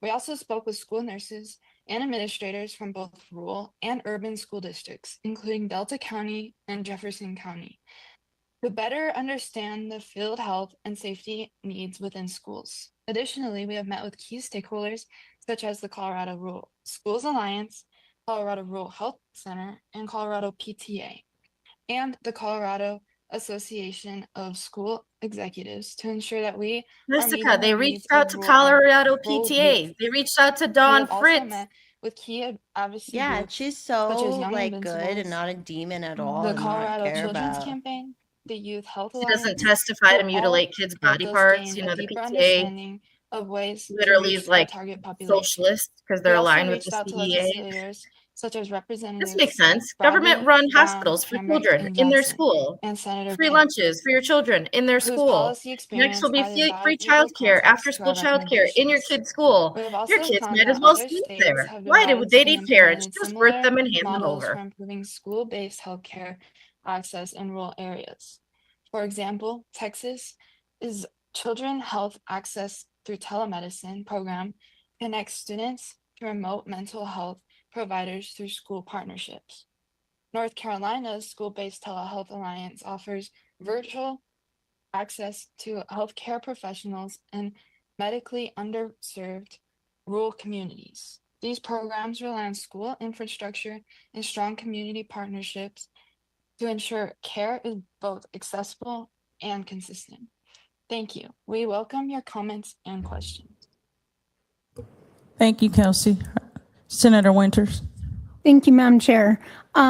So one of your solutions was that each Colorado school-based health center should elect to a one-year term a youth Yeah, representative. remember they were trying to do the And I gender was affirming wondering if task you had force. talked This is to the basically school-based that, health just centers different wording. about what that would Same look people like. So pushing for it. example, last year I worked with you all on making sure the youth voice was heard around access to naloxone, especially in rural areas.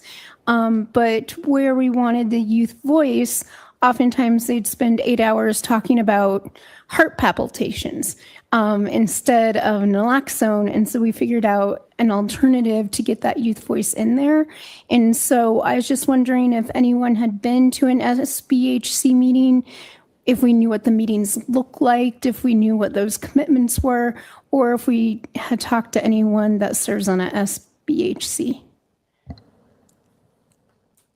Siddharth, you want to answer that? Thank you, Madam Chair, as well as Senator Winter. I'm not really sure right now, but I'd like to call on my colleague Kelsey and potentially Rania if she's available on more info about that. Kelsey? Thank you, Madam Chair. I personally, when I met with Delta County, I didn't talk to them about it. So I don't have anything. Rania, did you have a response if you were available? That's familiar. You can fund. Do you know how much funding you can get off the opioid Okay. crisis?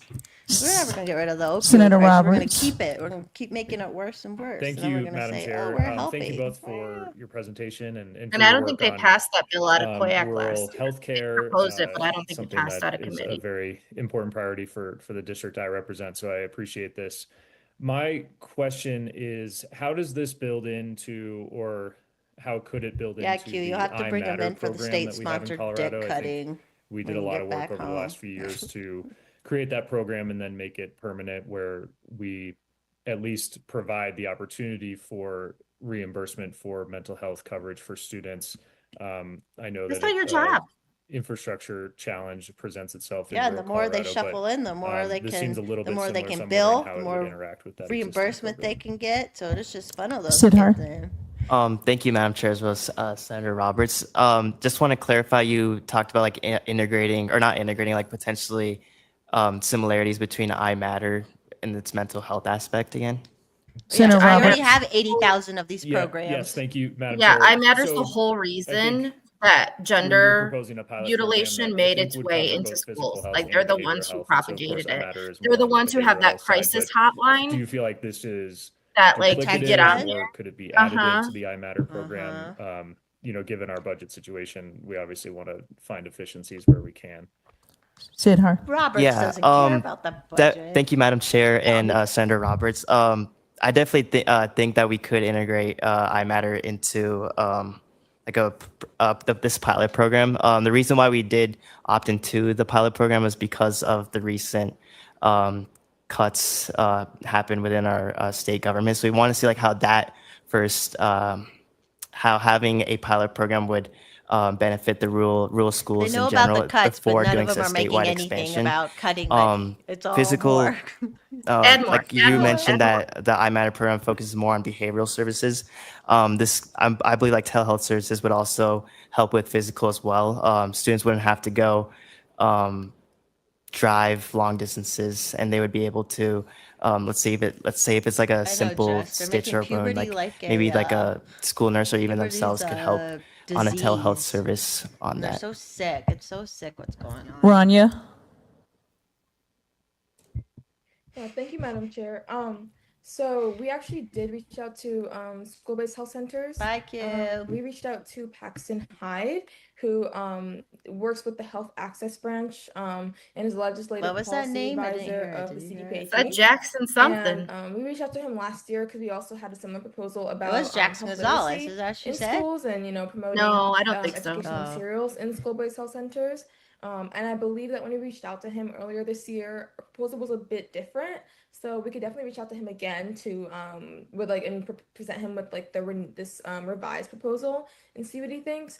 But they generally really appreciate any youth engagement that they can get. And last year they're really on board with our bill or our proposal. So I would love to reach out to him again. And I will definitely do that. I just want everyone Thank to you, know Rania. that the Representative consultant Bradley. that Thank works you, with and these thank kids, you for the presentation. A couple of questions. I was wondering if you could walk me through how Texas and North Carolina do it. Or you said the students signing consent, but I want to know if Say the it parents, I again heard you say until parents you so the are getting consultant updates, but are the that is put in parents charge on or of at the navigating these appointment with kids them via the works for telehealth? Obama, is a total I just want to leftist, know what the parental works involvement for is a because company we pay called for their Bighorn healthcare Consulting. and for them to live. That one of I the also board wanted to members is know one if of the there's four Wi-Fi problems, 'cause we henchmen just that flipped talked our about state rural blue, access that and did Wi-Fi the issues. So whatever, are these what is the appointments at playbook? home? Are they Their supposed to go only to the school client and the parents is come to the school COYAC. and then everyone sits down They on a established telehealth a whole call? company just to get the contract to advise Thank you, Madam children Chair, as well as on Representative how to Brandy. pass bills, We and tried to then conduct outreach within hopefully people Texas won't and criticize North it because they Carolina don't want to on hurt the their kids' programs. feelings. We're not And really that's sure how we right came through now with like non-legal name how they changes do in it, the but schools because it came through this from committee. what I've researched on their website, it's more like Crazy. an app-based solution. Well, it's a good gig if you can that get with it, I them guess. receiving 50 grand a notifications, year. They make from 50 school. grand a year on that. Did you have a follow-up? Thank you. Are there any more questions? Representative Bradley.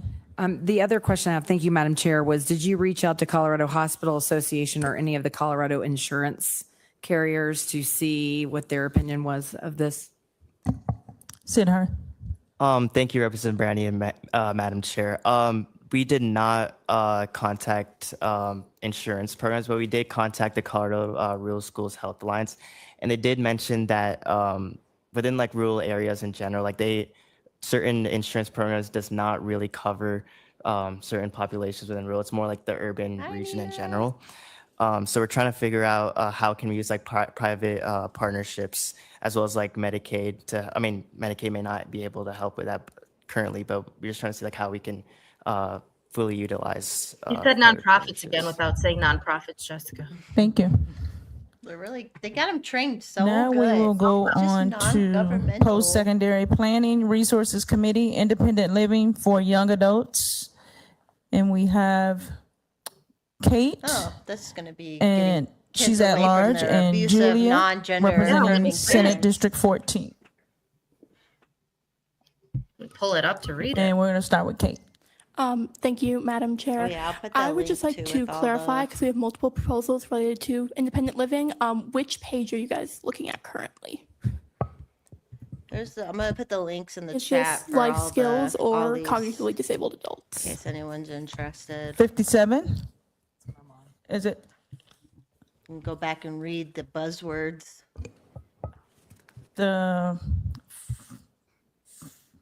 This is problem 1, young adults with intellectual disabilities. Okay, perfect. Thank you so much. So for that proposal, I will be passing it to my colleague, Julia. Okay, thank you. Julia. Right by the sign, little tiny. Thank you, Madam Chair. My name is Julia Yellen. I'm 17 years old. I live in Larimer County. I proudly represent Senate District 17, and I'm the co-chair of the Post-Secondary Planning Resources Committee. Today, I'm here to talk about creating more accessible post-secondary options.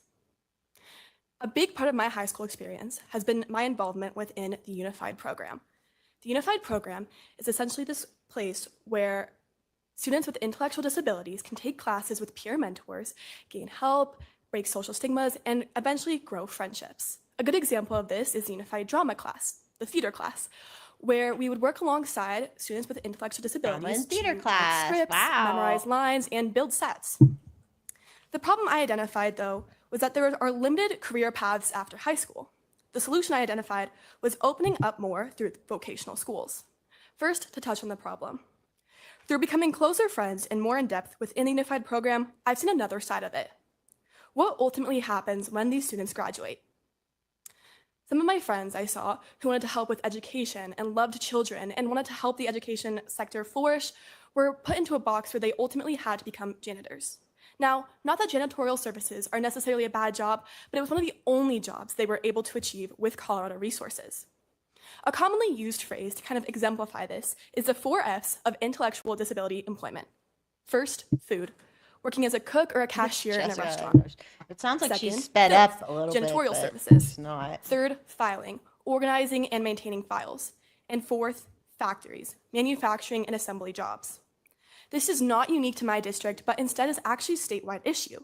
According to the Colorado State Demography Office, there are about 200,000 people with an intellectual disability that makes up 5% of Part Colorado's of their total plan is population in vocational 2021. schools. The unemployment rate for a I don't- working-aged I don't adult with an necessarily have a intellectual problem with disability that. is 21%, Yeah. compared to the 8% unemployment rate for a working-aged adult without a disability. My committee studied post-secondary planning resources, and one of the problems we wanted to solve is young adults with intellectual disabilities leaving high school face a resource you gap shouldn't for wanna solve transitioning that into post-secondary problem, institutions. kiddo. Our solution is to expand the in-pilot program for students with intellectual disabilities to include vocational schools. Now, the Colorado government has already taken steps to try to remedy this issue. In 2016, Senate Bill 16-196, Inclusive Higher Education Pilot Program, mandated that post-secondary, 4-year, and 2-year institutions become more equitable and expand their programs to include adults with intellectual disabilities.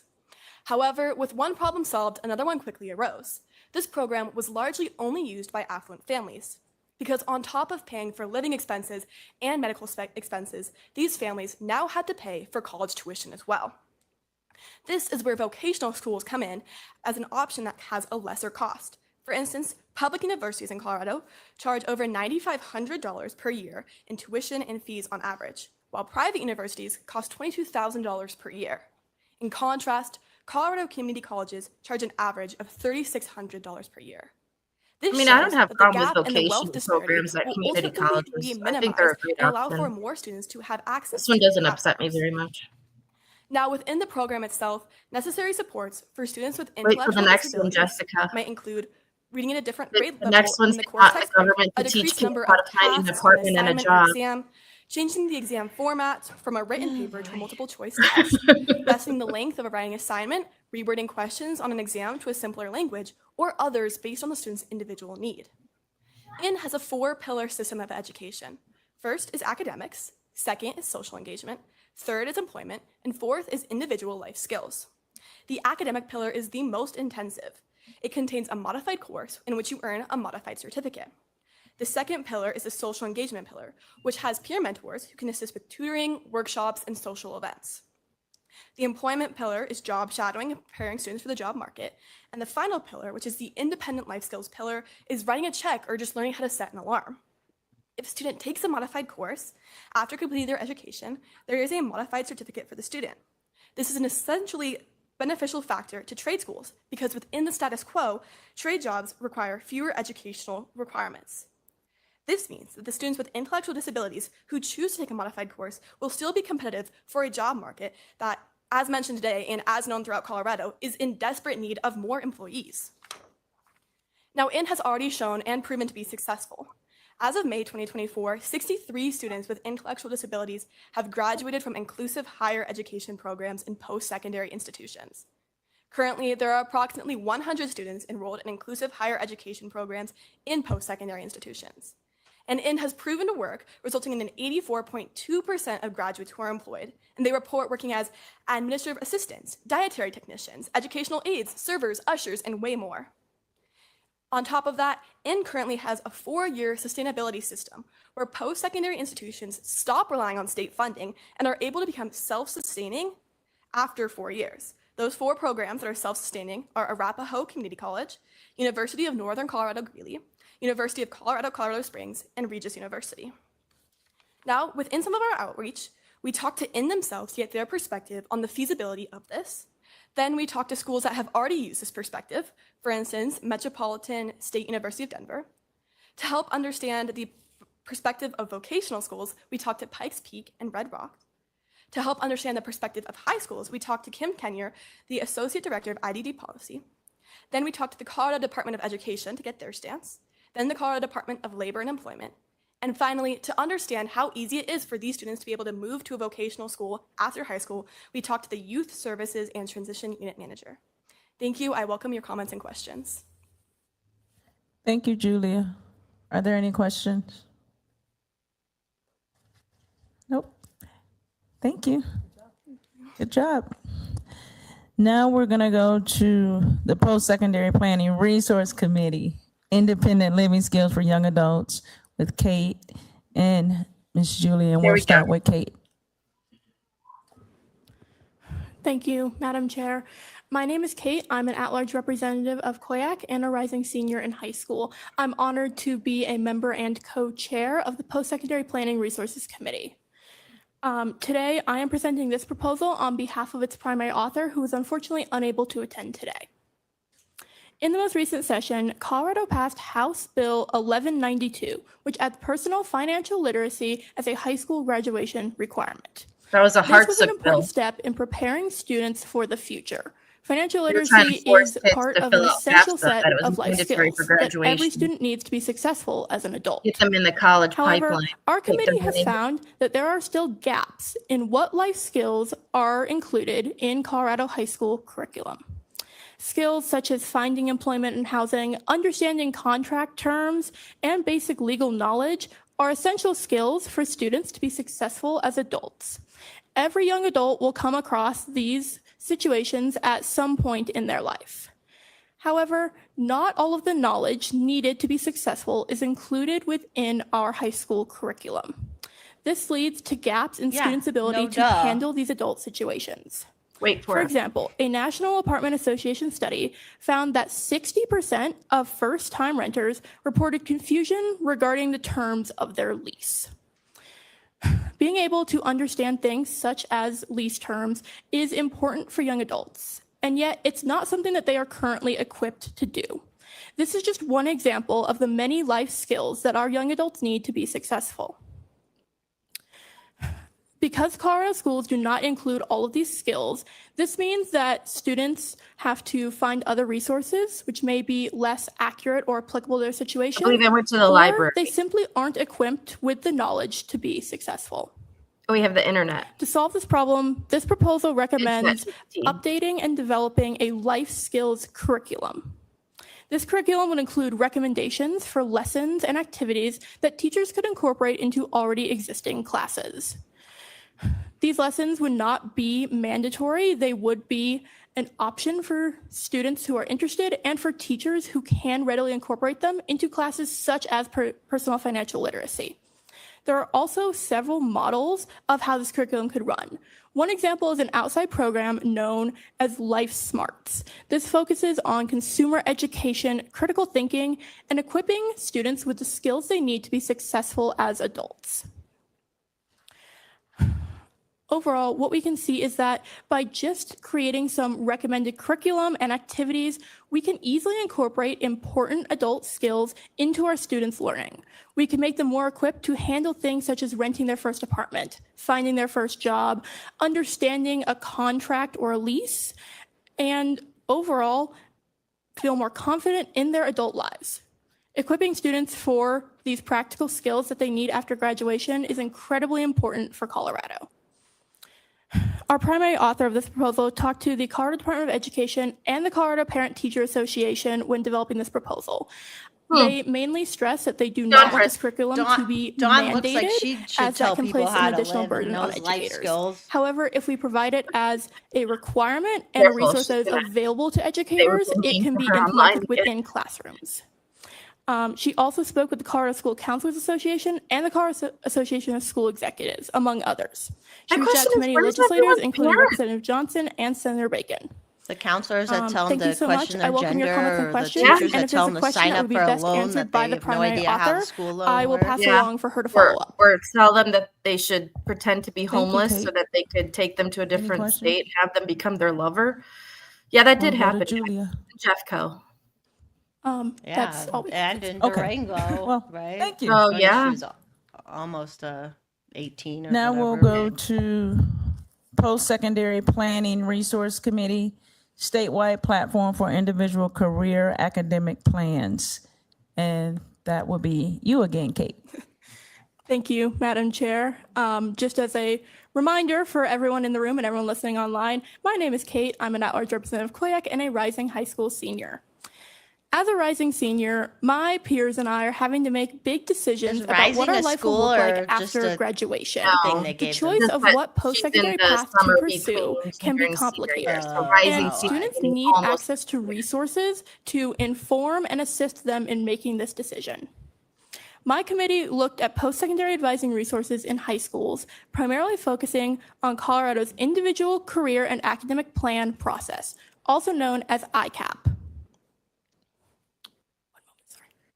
To be fair, I took an accounting class in high school, and that's why I became an accountant. ICAP so. is a multi-year process which is designed to help high school But students we're older, explore too. what careers and Stuff wasn't post-secondary options may completely interest them. destroyed yet. It includes Now they many teach different, accounting, but only how to do accounting surveys, for nonprofits. interests, You know, it would just and be so processes convoluted. that school districts can follow. There is no one standardized way to complete an ICAP. However, what we see is that resources for completing ICAPs are not distributed equitably around our state. There are many disparities in what resources are available to students, and this negatively impacts their post-secondary outcomes. What we see is that students at well-resourced schools often have greater access to college advising, career counseling, and post-secondary workforce and readiness programs, such as work-based learning, internships, and career shadowing.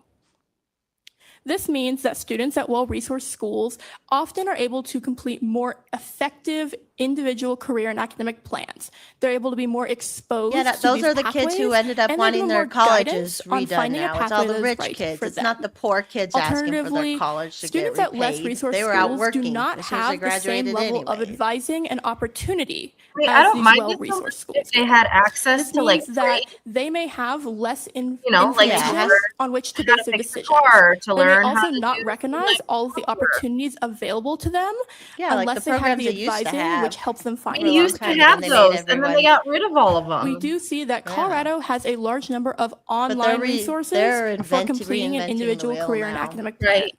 However, the old these parts online that resources are inconsistent in both what they provide and the quality of the resource. This is simply due to the fact that there are very many options and that different schools will use different online tools to complete an individual career and academic plan. This not only creates disparities in how students complete this requirement, but challenges if they move between school districts. if a student moves between school districts and their new district is on a different online platform for individual career and academic planning, they may have to redo some of their plan. They may also lose the progress on the existing plan, which could be detrimental to their overall engagement and readiness to complete this requirement. These problems overall negatively impact students' ability to reach their goals and they'll always after be high taking school more graduation. taxes. They'll always be asking for more To taxes, solve so the this parents problem, have to work more, so we parents recommend can't that teach Colorado us stuff. establish It'll a just statewide platform on. for individual career and academic plan They want completion. every single high school to fill them out in the same exact way, using the same exact. Providing a statewide platform offers many benefits. First, that it provides a standardized set of resources that all students are able to access. This greatly improves resource equity between schools, gonna cost as too much each money, school too. will have access to this you have website with these tools. force There will be every no single discrepancies between how a student has access to resources just based on what school they go to. It also means that these plans can follow students between schools should they move mid-high school. This creates more consistency for students. A statewide platform would also be able to provide additional resources beyond what is currently offered. In addition to the skill inventories, career surveys, and all sorts of other tools that are currently available to students, the statewide platform could also include a scholarship database, templates for tracking deadlines, application requirements, know or how much planning this out will courses cost. that fulfill certain post-secondary pathways or prepare students to meet their goals. What we see is that these resources would greatly benefit students across the state. It also removes the burden on educators to create these templates, compile resources, and track a large number of online systems that students are using. By moving everything to a centralized location, it becomes more effective for everyone involved in this process. We also see that making an equitably accessible space that is youth-oriented it's for never individual ever career and made academic anything planning is better more likely at to all. engage youth. Studies of Schools the should have current autonomy online to choose resources their own available products. note that some feel hard to And navigate, you know dated, they'll or just not be like appealing they'll to just young like people. teach the kids how to sign up If for we the created one nonprofits and platform, stuff the like they've state been would be doing with able the college to ensure grads. that this is youth Or to go to like the oriented government and funded that it is maintained in universities, a way not that is the appealing to young people. skills, This also side offers the of opportunity for youth to have a Yeah. voice in the creation of this platform, meaning that they could express what resources they need and what will be beneficial to them in the formatting of these resources. I do want to emphasize that this solution and the implementation of a statewide ICAP platform has been extensively studied through multiple task forces. The first task force, which recommended this, was created in 2022, known as the 1215 Task Force. They suggested a single source of information. And while this isn't the most specific, we see that provided a starting point for further studies. The Post-Secondary and Workforce Readiness Office at the Colorado Department of Education went in depth on evaluating the potential for a statewide ICAP platform. Another report completed by the Bellwether Group talked to many relevant stakeholders in this process. Both of these studies identified distinct benefits for students, educators, and administrators when creating a statewide ICAP platform. The full reports and recommendations of those are available on the Colorado Department of Education website. But the main point of this is that there is a clear recommendation, clear set of guidelines, and a clear need for this platform. This is also a solution that the state of Washington has moved forward with. In the fall, they will have a statewide platform for their high school and beyond plan, which functions similarly to Colorado's ICAP process. They had a successful pilot program last year and are now moving this to be statewide. I did speak with organizations such as the Post-Secondary Workforce Readiness and the Colorado Department of Education, Colorado Career Advising, and Young Invincibles, who all work in this area of policy. I also spoke with legislators such as Representative Johnson and Hamrick. Thank you so much, and I welcome any comments and questions on this proposal. Thank you. Senator Winter. Thank you, Madam Chair. Thank you for the presentation. My question is, who is the owner of the single source, and what is the process for creating it? Kate. Thank you, Madam Chair, and thank you, Senator Winter, for the question. I think the owner is something that could be discussed. However, the Office of Post-Secondary Workforce Readiness seems to house the current individual career and academic plan process, so that would be one potential. In my outreach meetings, they did express interest in having this platform be created at the state level. And then I believe there was a second part to your question, but I may have forgotten it. I'm so sorry. Senator Winter. Thank you, Madam Chair. The second part was, what's the process? I would imagine there's differing opinions on what should be included or not included in the single source. Kate. Thank you, Madam Chair, and thank you, Senator Winter. There are certainly a lot of opinions. However, part of this process has already been completed by those task forces and studies that I previously mentioned. Specifically, if you're looking for recommendations about what should be included or how this should be formatted, that would be the Bellwether study, which evaluated current resources and spoke to a number of stakeholders, including students, counselors, teachers, etc., about what resources and features they would find most valuable. Senator Winter. Thank you, Madam Chair. One last question. You talked about how several recommendations have occurred to have this happen.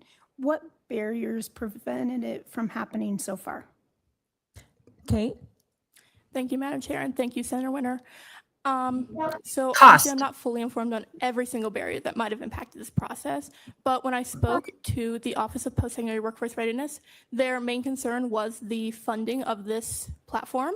That is obviously a complicated situation with the current budget deficit. However, I would like to note that House Bill 25-1038, which passed this most See, I recent love session, it. They've all been trained to established bring a up the post-secondary budget credit deficit. transfer website, and they had a fiscal note of 0 due to a That they Department created. of Higher Education The left grant that created was the budget awarded by the deficit. statewide internet Yeah, and they're portal acting like authority. it's I am somebody looking else to get in doing it to contact them. with the Colorado Yeah. Department of Higher Education They're to bad. all the discuss bills how that grant came that cost about money. and how they are using it to develop that website.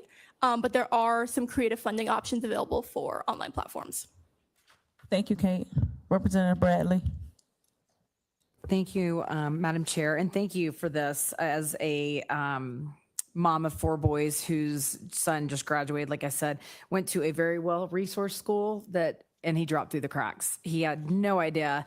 I think some of our schools, high schools, focus on 2 and 4 year colleges, and we don't effectively put these kids in touch with apprenticeships and vocational training. And I can imagine as a teacher that has 30 plus students, 7 different classes a day, that this is very hard for them to do. I was wondering if this website would be easily navigated by parents, because as a mom of 4 boys, they are not the most organized.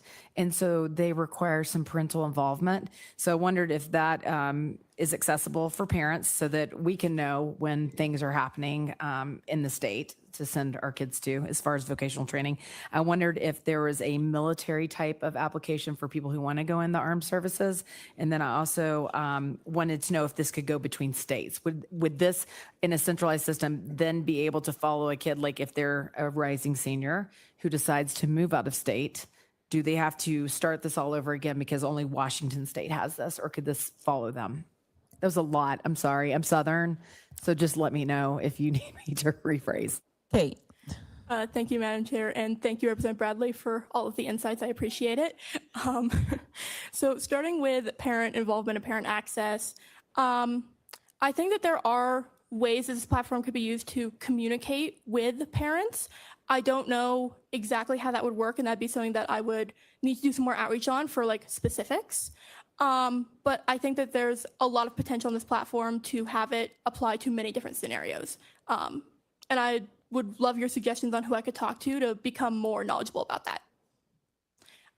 Then on to your next point, which I believe was across states. Thank you. That is something that I would have to look at kind of and speak with some people who would be developing the website and also the people who are currently working on the individual career and academic plan.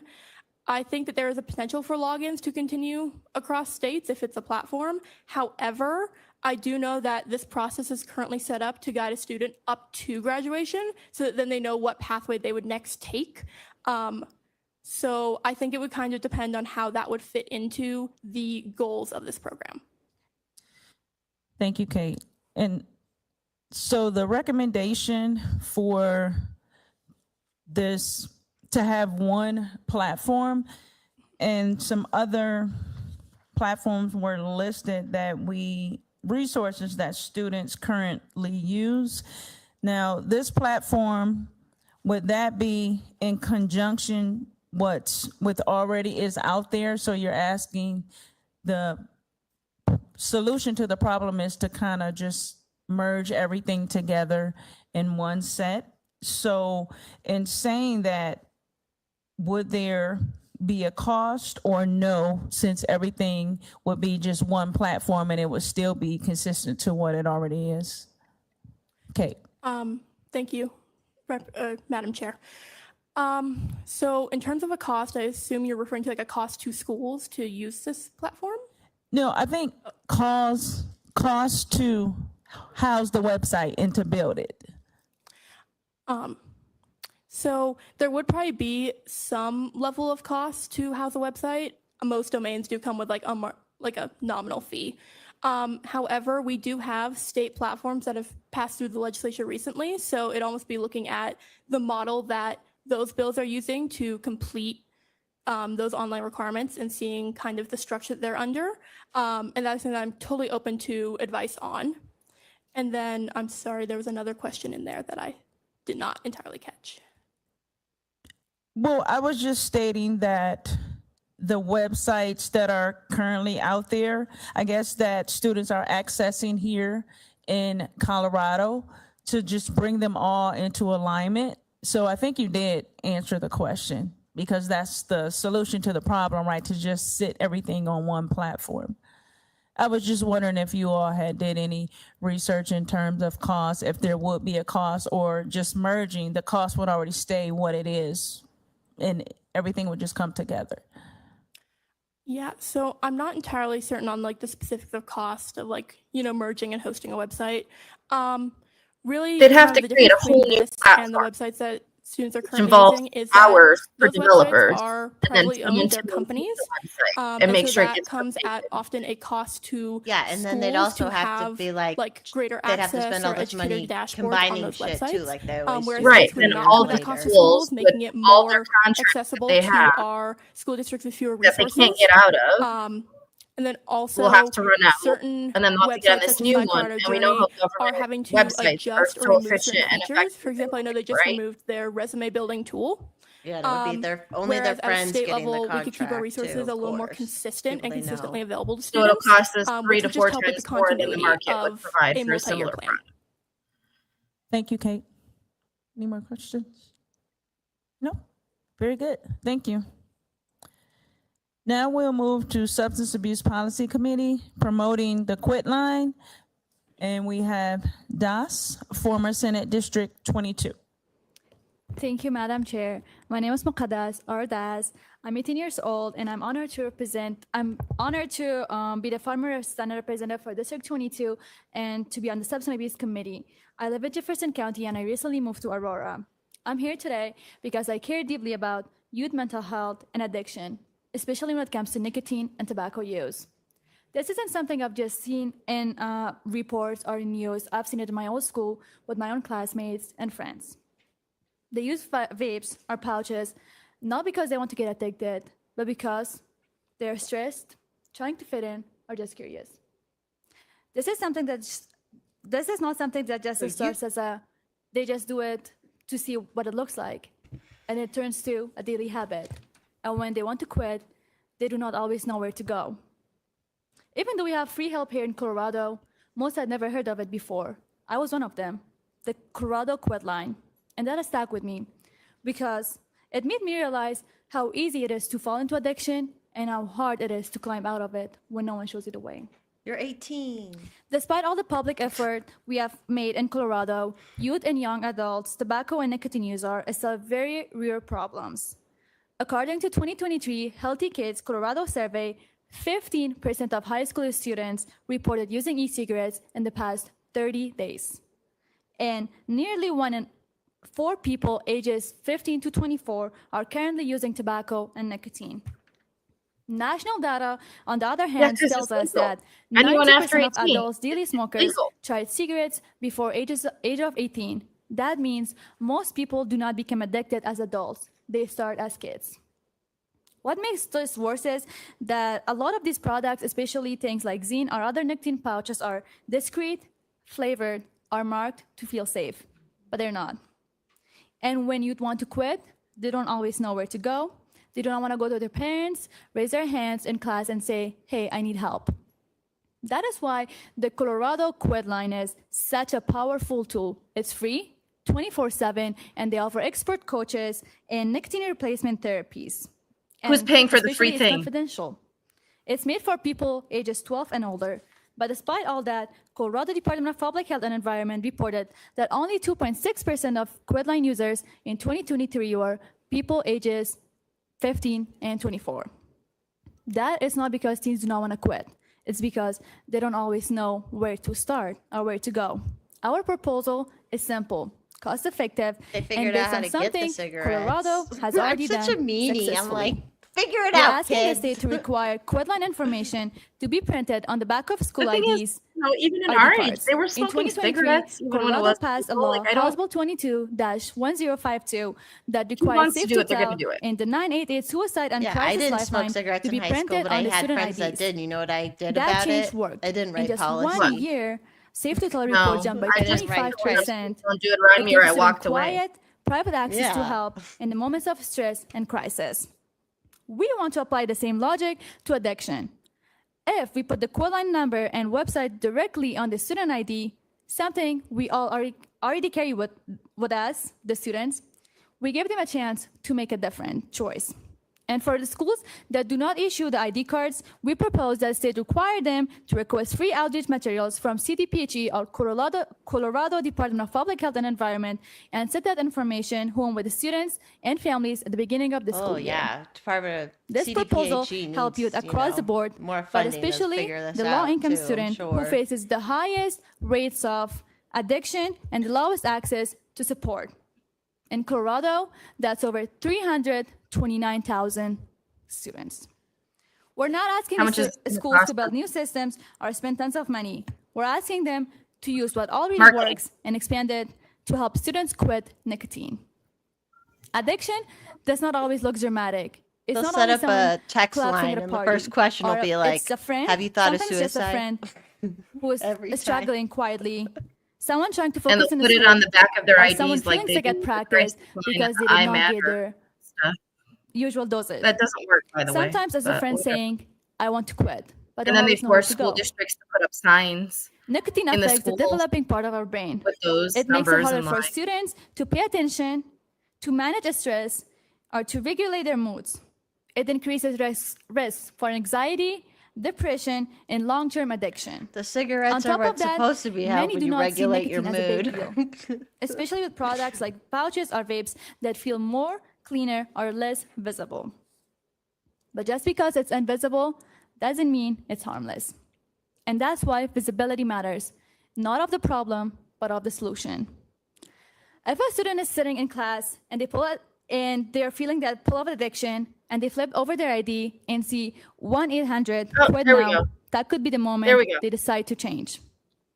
As part of our outreach, I would like to highlight Ms. Molly Jordan, the Results Assistant Director of Activities in during Jefferson the County. legislative session, When I the shared mom this got up idea to with her, testify she told me that she and really said liked the that idea of her Quit high Line schooler information on was student buying ID cards. drugs on She said, Snapchat and delivered to the if house this was while she was home and she didn't know. there's to either change the existing tablet or add the Quitline information on the back of student ID cards.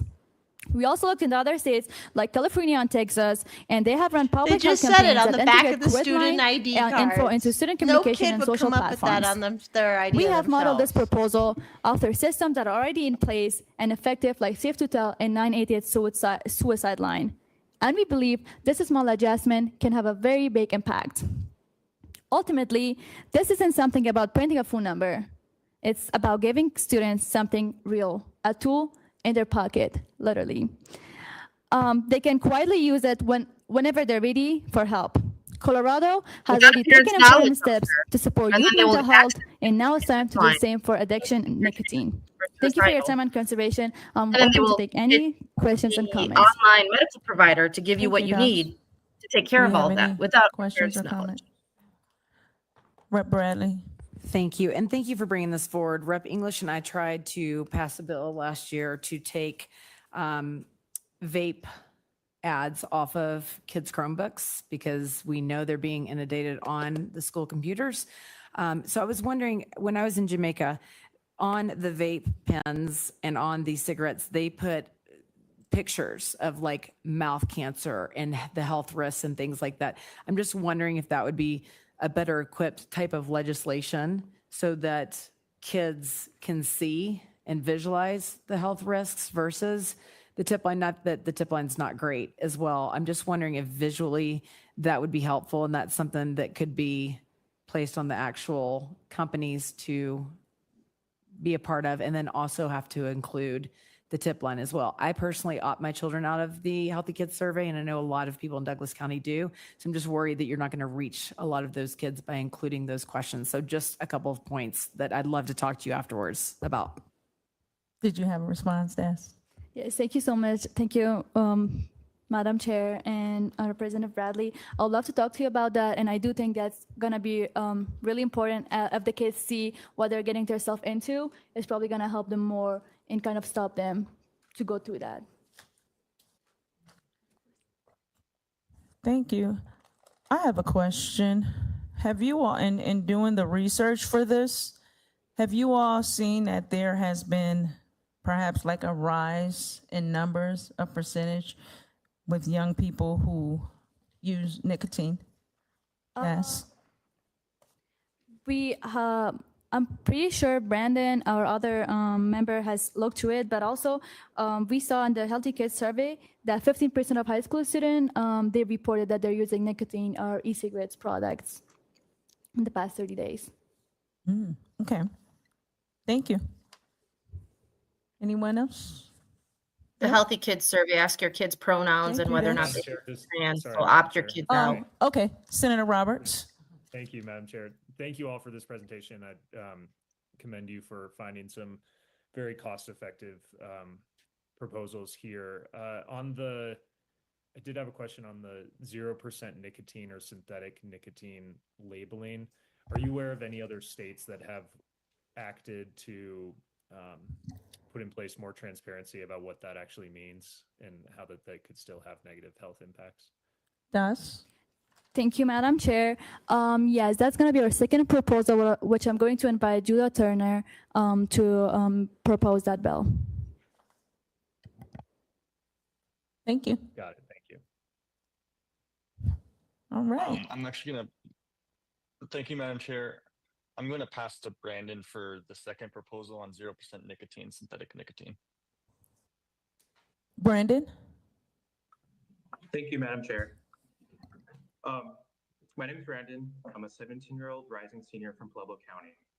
As I served as the vice chair for the Colorado Youth Advisory Council's Substance Abuse Committee.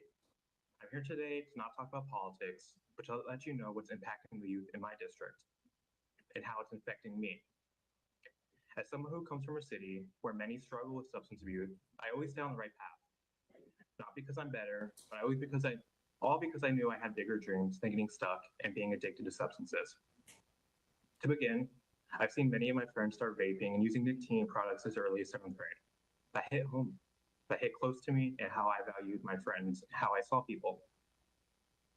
They were getting these products Smoking off the bad, street puberty versus blockers, someone who had good. connections. One of my best friends started smoking when she was in 7th You grade. would think that like It all became the such a stuff that they do problem with that she nicotine, really which I depended mean, on I it. don't want my kids smoking, And she didn't but even want to attend school unless I she knew she don't could want smoke. them having to like She call a missed every line. I single want them to day come to where me she and say like, asked hey for mom, everything I was did perfectly this. fine. Can you get me She missed some that help? much Yeah, school let's because talk she it was out. so Let's figure out what dependent on works. nicotine products. But something Well, that literally I met this kills your girl in body middle school and you'll who was never be able trained to as a orgasm, meteorologist, sure, even though that's the year-long great. That's school and perfect. education was Inject it credit. right into your veins. But now because No she's so dependent on problem. vaping It's and smoking, reversible. she doesn't even want to continue Right. her education after graduating next year. For the 5 years I know this girl, I've seen the life and joy be drained out of her. I know her life would be so much better. That's if so she never started confusing to me. smoking. Why do they pick and choose? To really understand our committee and what we did, we really had to make sure we focused on the health impacts. We realized that stress, peer pressure, and widespread exposure to vape culture drives teens to begin using nicotine. Often these products are labeled as 0% nicotine or synthetic alternatives.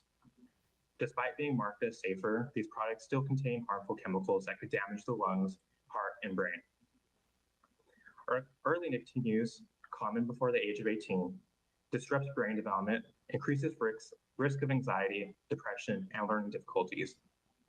And these actually lead to long-term addiction. Yet, due to low awareness and stigma around seeking help, fewer than 3% of the youth aged 15 to 24 access support like the Colorado Quit Line. This allows addiction to be present across schools and campuses.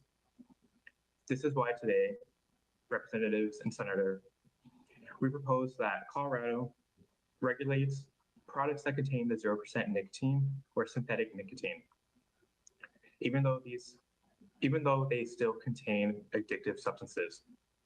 These labels are misleading. These misleading labels can lead to confusion of potentially harmful outcomes for the youth. According to the National Institute on Drugs, nicotine is a highly addictive substance. Even the smallest amounts can impact brain development in adolescence. In some cases, according to David Lowson, chief executive at the Inner Scientific For anyone just Fellow of tuning the in too, there's Organization for only going to Professionals be in like a Regulatory couple Affairs, more nicotine of these products bill labeled as proposals, nicotine-free so actually just contain FYI. stimulants.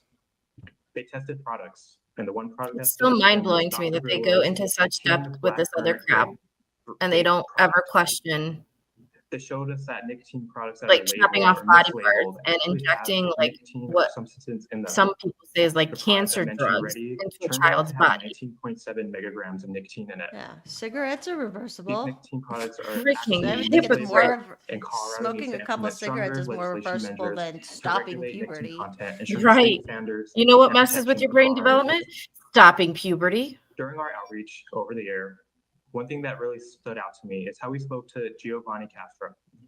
She's a health education specialist and tobacco-free school coordinator for the Wyatt County Health Department.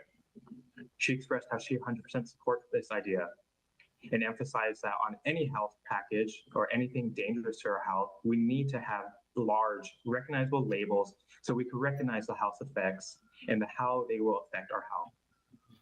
Another thing during outreach that came to me in light is how Alabama House Bill 8, signed into law on May 14th, 2025, significantly restricts the sale and distribution of nicotine products, including those labeled as synthetic nicotine. And by that, they're regulating and improving labeling requirements for nicotine products. With that, we can and will reduce youth usage of nicotine products. Thank you What's for your synthetic time and nicotine, consideration. Jeff? I'm happy to take any questions or comments.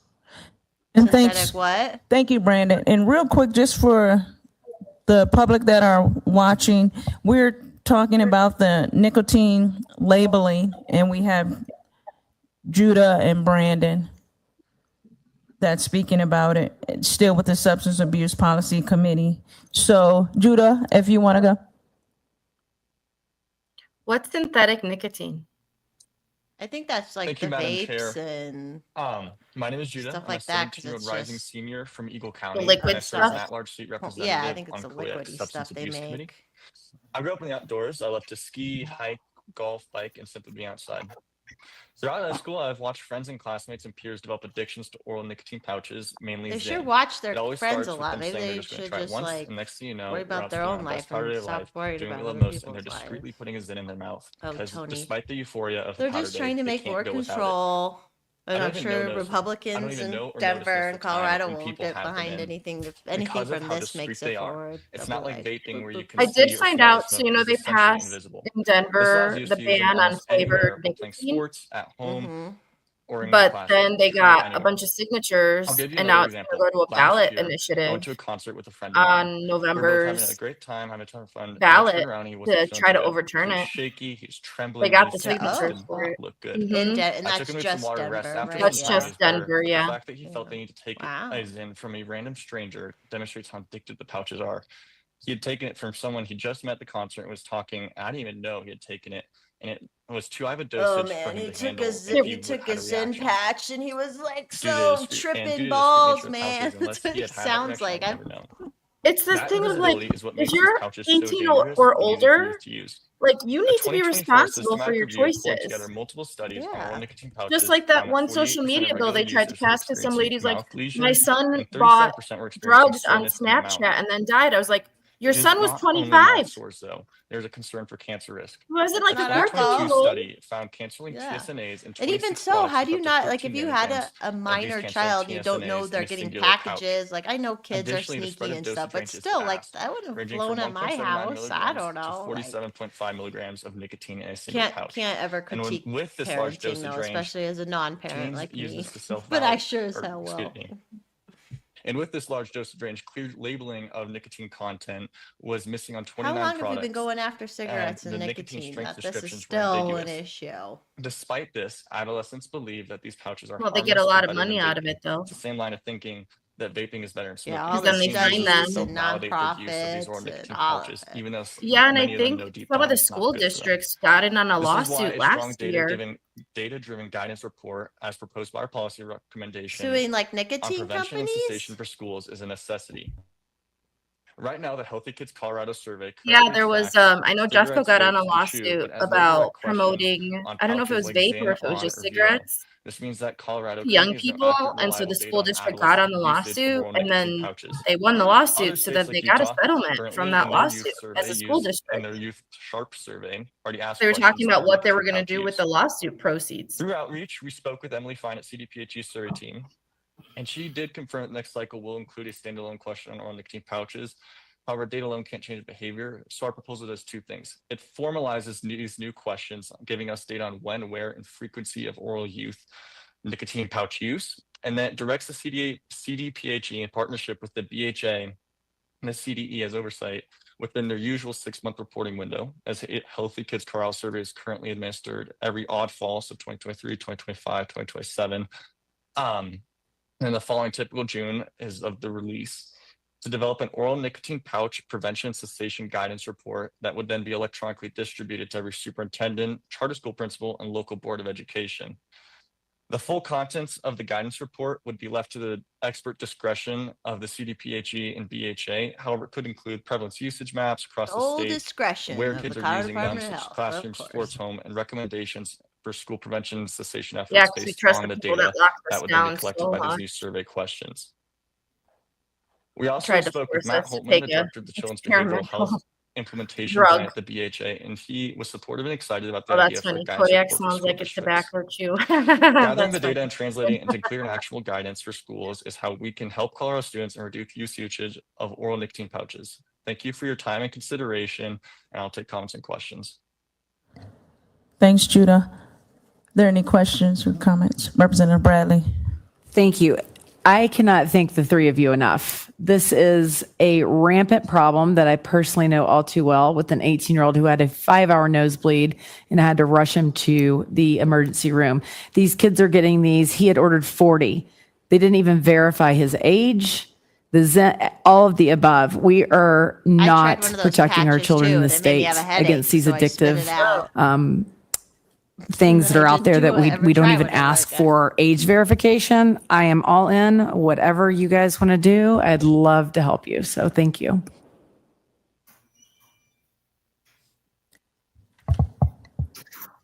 Thank you. And it seems like Judah, and did you all already talk about collecting and reporting data about oral nicotine? Dash, did you have anything? Because it has your name on here, that's why I was asking if you had anything. Thank you, Madam Chair. I think I was supposed to call on them, like call Judah to say that or call Brandon. That's why my name was there. Oh, okay. Thank you. Okay. Sorry about that. No, that's okay. No, thank you all for your presentations, because this is a major issue within our high schools and quite frankly in some of our middle schools as well. So anything we can do to provide preventative measures, especially as a state, I think that's something that we should be doing. So I too am here for you all, whatever you need us to work on. So thank you. Taxpayers.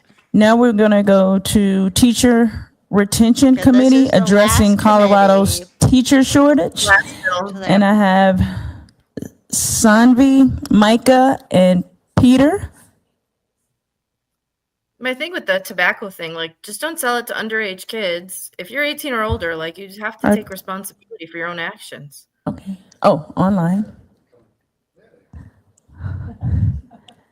And since I have Sanvi first, we can start with you. Go ahead and introduce yourself. Thank you. Thank you, Madam Chair. My name is Sanvi. I'm 16 years old and I reside in Senate District 2 in Douglas County. I'm proud to serve on the Colorado Youth Advisory Council's Teacher Retention Committee, and I'm honored to speak about Colorado's teacher shortage. I've always been very close to my teachers. I spend my off periods in the math office or the library, not just to study, but to connect with them. Whether it's teachers I've had or the ones I've never been in a classroom with, they're always ready to help, listen, and support me. They come to my school events and competitions just because they care, and in the hallways they greet me and ask me about my day like I matter. There have been times where I've cried in front of my teachers about my personal problems, and this is because I could trust them. When students can't go to counselors, they often reach out to their teachers because they have formed that connection with them.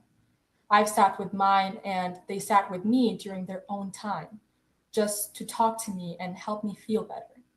That's not the kind of thing teachers get paid for, but they do it anyway because they care. It would be heartbreaking to see these teachers leave, not because they're tired of teaching, but because they're overwhelmed by burnout and expectations.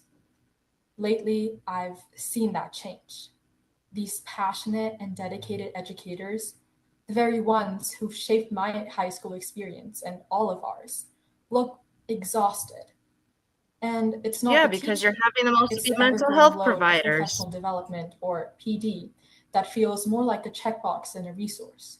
It's annual evaluations for teachers who've already proven their excellence. Texan earlier, That they kind of talked support about may not show up in helping budgets kids or understand performance reviews, climate but emergencies, it which will changes just give them lives. more anxiety. If So those I teachers would had left because of burnout, my experience would have looked a lot different.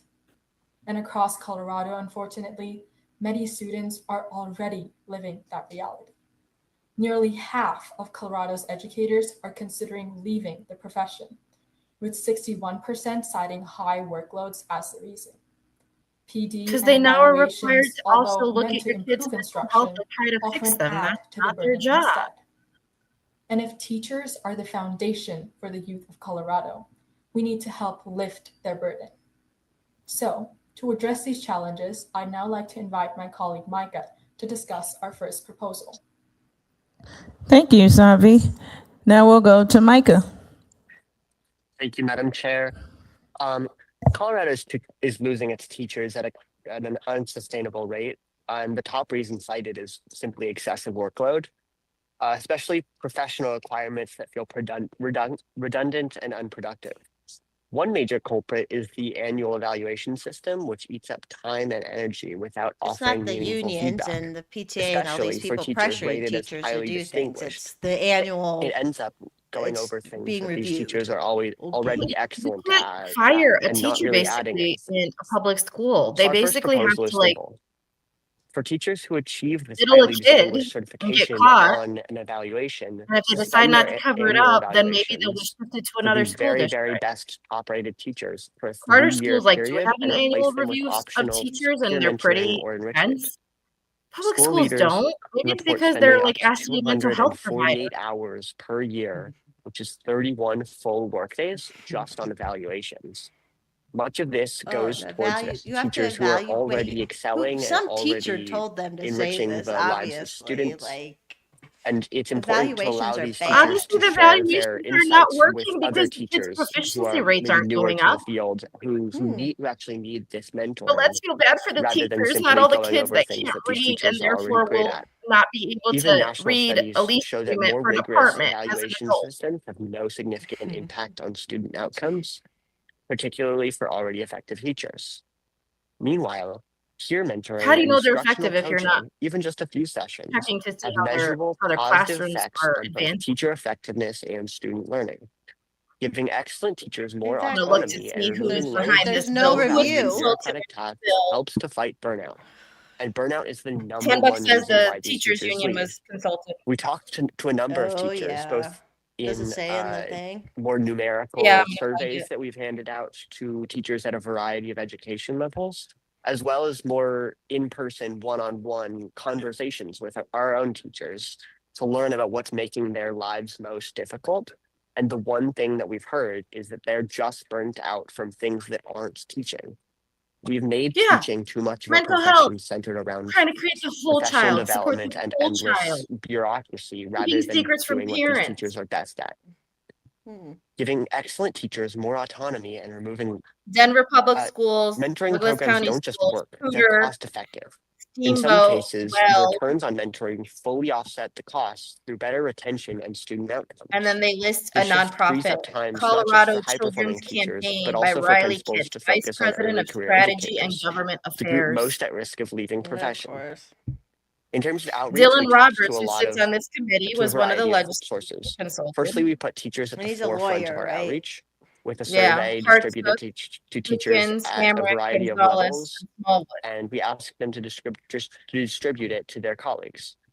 We reinforced these statistical insights with the survey with more subjective interviews to better understand where struggles for teachers were occurring. We also reached out to a variety of stakeholder organizations representing a variety of viewpoints, from those of teachers, such as the Colorado Education Association and Teach Plus, among others, There we go. to those There's the representing union I more was thinking for. student-based interests, such as Colorado Children's Campaign. The CEA We that also a couple years discussed these ago ideas with the Colorado signed a Department of formal Education, resolution and we made a number saying of that attempts they to were reach going to fight out to capitalism. individual school districts, but primarily Denver That's Public great that Schools, and they're received no advising response. these kids then. Finally, we talked to several legislators and met with a Socialist number of advising aides. kids. Great. Nothing's going to go wrong. And now I can open for questions. Thank you, Micah. So do we want to go with Peter, or you want to ask a question right now with Micah, since Micah spoke? I don't mind waiting. Okay, thank you. Can we have you go now, Peter, and then we'll open it all up for questions? Okay, hello. I think I was it kind of like went out for a second, but I believe I was called upon. So hi, I'm Peter. I'm 17. And I represent Senate District 23 for the Colorado Youth Advisory Council, and I live Really in wish I rural could Weld see County. what Peter looks like. And so as I Micah was mentioned, just thinking we surveyed a couple teachers, and by couple I mean quite a bit throughout the state of Colorado, focused on just figuring out teachers' struggles, and a lot of the questions were either numerical or they were more subjective. And one of the biggest things that we heard Yeah, about this from both puberty of our stop, teacher interviews and probably. also from the surveying is that the biggest complaint among teachers in Colorado is professional development, and more so not the fact that it exists, but more so the fact that it doesn't necessarily always match up with their subject area, if that makes sense. And a lot of it keeps adding on. And so that was the second most complained about I mean, I agree with issue that. with They teacher pay for a lot of retention other than unnecessary pay. PDE And so that doesn't for our actually second help in the policy classroom. proposal, or not but solution, is we would limit how many hours of professional development teachers need to keep or get their license. And so if new professional development is added, old hours It's should not be up to taken the away so the legislature, it's total not up doesn't to the state increase. board. Too much professional development takes time away from teaching and adds stress.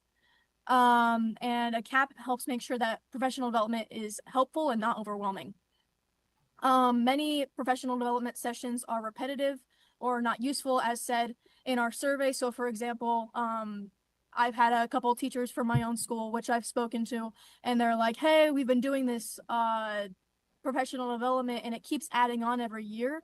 And in some years, like How some much of them of are that still was doing pushed by professional the development union, stuff that though, is, to make it a regulation, that to make it pertains more to like take someone's COVID-19 class? Teaching more I than think it some of the does modern PDE day was teaching. And around how to so keep secrets from like it parents through their continuously gender adds on. policies and And their like it's trans repetitive, it's not toolkit useful, and it and doesn't how return to to what they're currently handle any trying to focus situations on of in conflict where a the student might not want educator to sphere tell the of parent. the state of Colorado.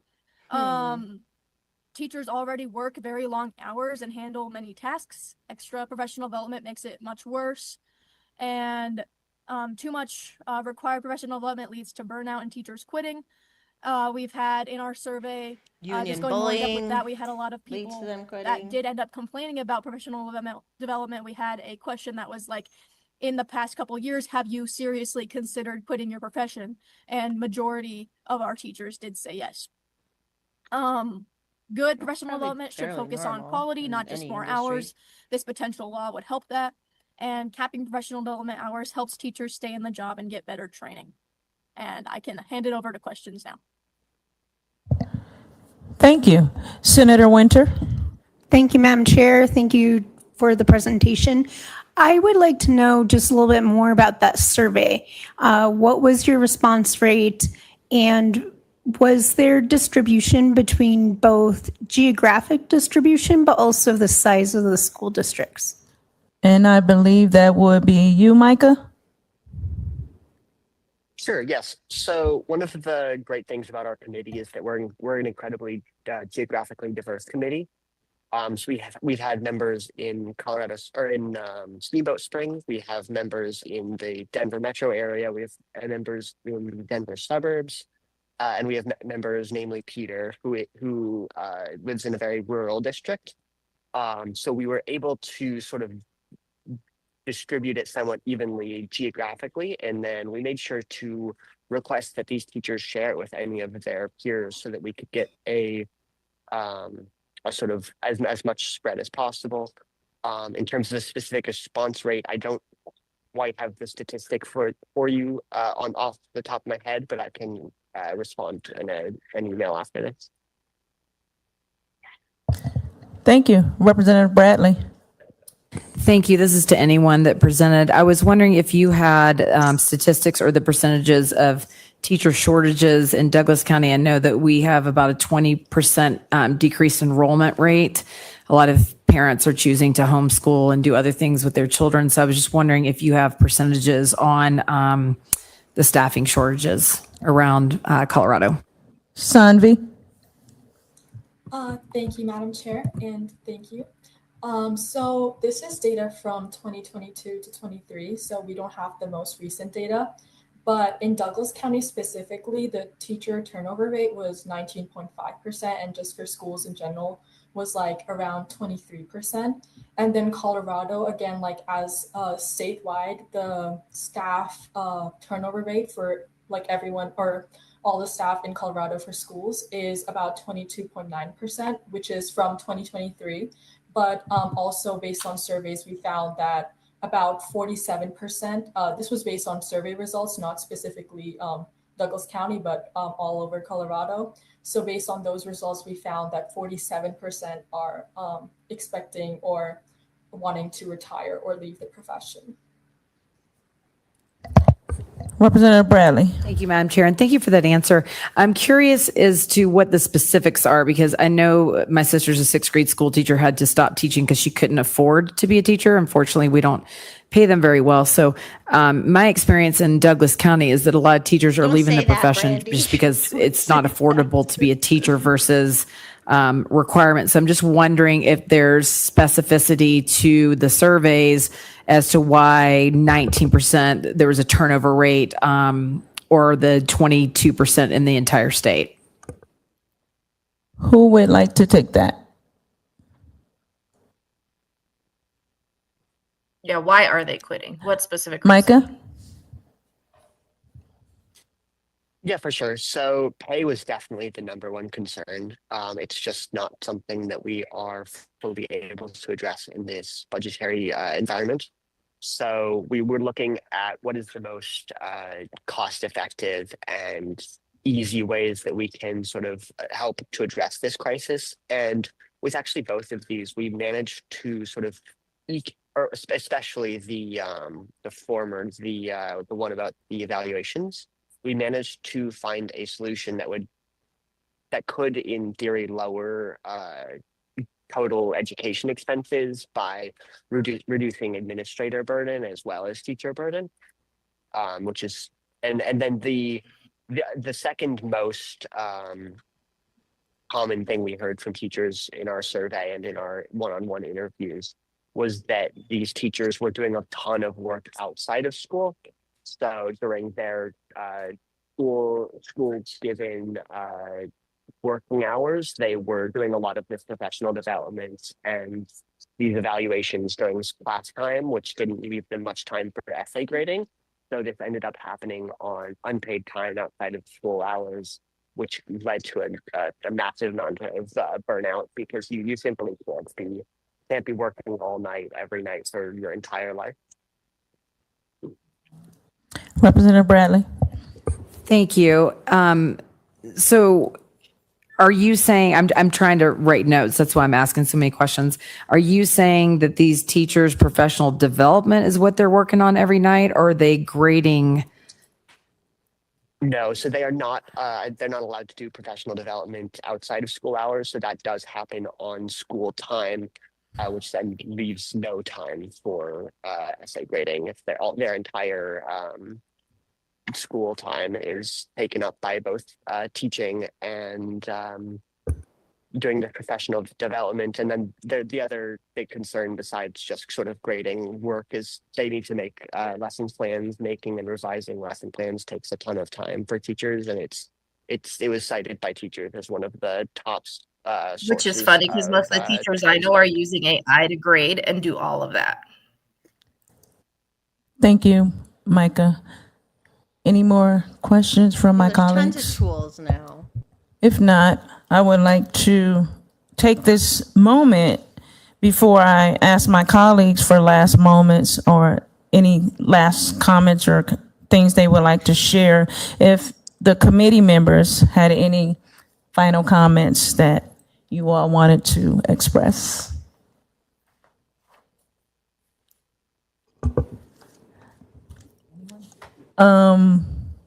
Das, yeah, I'm sorry, 1 second. Senator, we're gonna go with the youth first and then we'll wrap it up. Yes, please. Thank you. This committee, all the COYAC members, we would just like to thank you guys for being here, for listening to us, and for hearing us. And yeah, we just want to thank you guys for that. Appreciate your time too. Thank you. Sid?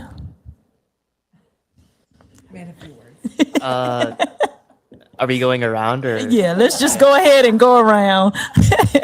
Adding on to DAS, thank you to all the legislators and representatives, senators who have invited us to speak on issues that are important to us youth.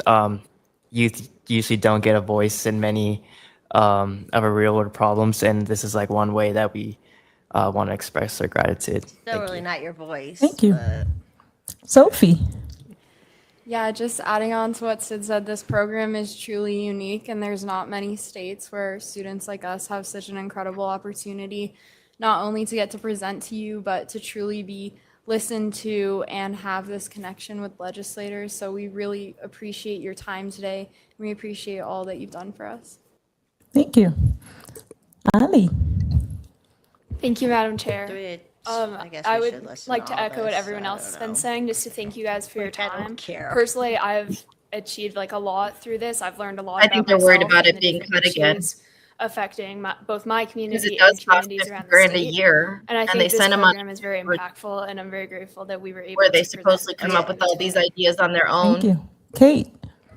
So I'm just going to echo everyone else. We really appreciate all of the legislators' willingness to listen and to have us present here today. That is so genuinely appreciated, and it's not an opportunity that youth are often given.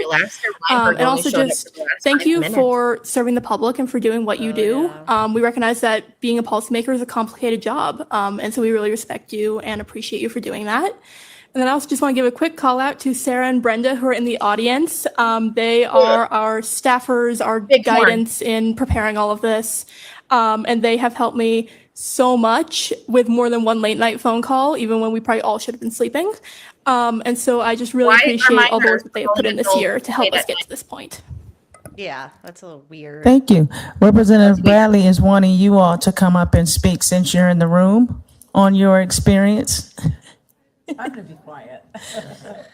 Sid did. Sid won. Yeah, we'll all go. Thank you, Madam Chair. And when I first came to COYAC, I was kind of almost skeptical because it seemed a little bit too good to be true. And as I've been through this year as the first year in COYAC, I've really began to recognize and understand how incredible it is that Colorado does this for all of us. There is truly so little opportunity everywhere else for youth to be a part of legislative processes anywhere in the United States. And on top of that, COYAC has also been part of the reason that youth get other voices in other parts of government, like revising educational standards or another bill that was passed last year in environmental justice. So I want to appreciate you guys all for being here and sponsoring all of these bills, obviously not this year, but in the past, and having been very supportive this year as well and taking your time to be here. Thank you. Thank you. In legislation. Fatima. Thank you, Madam Chair. Kind of echoing and adding on to what everyone has Perfect said. bureaucrats, I just want to also repeating talk the about the same aspect shit over and of over friendships and relationships that are built in COYAC. I mean, at least for the education committee, we meet every week. So obviously we get to know each other very well. And I think that that makes all of this really meaningful because we really get to know the person you're working with and also knowing that you're fighting to do something impactful. And I think that's really, really beautiful and unique that not every youth representative on any other board or similar things that exist get to do. So thank you. Thank you. Julie. Thank you, Madam Chair. I just wanted to basically repeat what everybody was saying. Thank you for affording us this opportunity. We understand that, everybody's lives are super busy, so taking the time and consideration to be here today. I mean, if you couldn't tell from all of our personal stories, this is something we're all so passionate about, and this is something that we're glad we had the opportunity to speak about. And then also just giving one more shout out to Sarah and Brenda for all of their help. They've been truly invaluable to us throughout this whole process. They get paid. Children, Thank they get you. paid. They're not your friends. We will start. Let me start online with my colleagues. Senator Rich, did you have anything? Say no. Thank you, Madam Chair. And I do want to thank all of the individuals that took the time to prepare these proposals. And I hope it's been beneficial and educational for you. And I certainly enjoyed listening to them. So thank you very much. Thank you, Senator. Senator Roberts. Thank you, Madam Chair. They're all Congratulations gonna say something, 'cause to they're all all the windbags. students who were a part of this year's class of COYAC students. This is really impressive work, and I am very grateful, and I know many of my colleagues are as well. It's personally been 50 great to grand get to know on top the of the two members money we from pay the my legislators that Senate have to show district, up to do McKenna it. in Routt County and Judah in Eagle County, who spoke today. Thank you for all of your work and for being involved for many months now. And I just want to also thank Senator Winter for her work this past session to make sure that we still had COYAC. I know it's gone through some changes due to our Oh, financial it was Crash Coach constrictions, lady who brought it but back. after this is my first time being on this advisory You all don't committee, and know. after sitting through today, Dave I am Winters so has a glad that we crash still couch. have COYAC So if your moving kids forward. don't like and what you have to look say, forward to working with all of you on she allows them in her these home to run proposals away, and see she what coddles comes in them in the her future. And house. Who's also congratulations a known again, you are alcoholic, so truly that's all the future leaders of our state. So thank you. Totally cool. Thank you, Senator. Cool. Senator Winter. Thank you, Madam Chair. Thank you to all the young folks for all of the work that you've done She's also, to like, put not together even such 5 foot well tall. thought out She's so proposals tiny. that included stakeholding. Pick her up and throw It her. included feedback from I your know, but she must be peers. on It something. We included saw pictures of her feedback when from she your actually looked healthy. schools. Took a lot of time. Looks like she's on something. And I really, really appreciate that work because this is our number one place that we do hear from youth voices across the state. And the Except for your amount crash of course. time that you put into both diversity of idea, diversity of geography, diversity of impact was so greatly appreciated. And I just really, really appreciate your work. Thank you so much. Thank you. Representative Bradley. Thank you, Madam Chair. I too am impressed, even though I have differences of opinions on some of the things. I think everyone was very respectful. And, as a mom with young kids at home, there's a lot of perspective that legislators don't get from youth. And so I think it's pretty beneficial for you guys to bring forward some of these things, even if we don't pass the legislation. I think it's still important to bring forward some of the things that the youth are at risk with in the state of Colorado. So I appreciate it. It was very thorough. I think that you took our advice and constructive criticism very well. And I appreciate being on this board and appreciate meeting all of you. So thank you. Thank you, Representative Bradley. And I just want to say that this is my first year chairing COYAC, and I was definitely excited when the speaker reached out and asked me if I wanted to do so, because I'm one of the legislators that's going to unapologetically make sure that youth voices are heard, especially in this space, because it's very important. And I was jotting down a few things as you all were sharing on your different policy positions. And these were things that were well thought out in the way you all presented yourselves in here, very professionally, very poised. So I thank you for your courageousness to come and share space with legislators and talk about the things you want to see happen in the state. And again, like I said, I'm here to help in any way that I can. I know this particular committee, this session don't get to run policy, but we ourselves, each respective legislator can do so if we chose to do so. So I have been looking at a few of your policies, so we'll be in touch with Ms. Sarah. Thank you for your leadership on this committee and hearing different policy positions.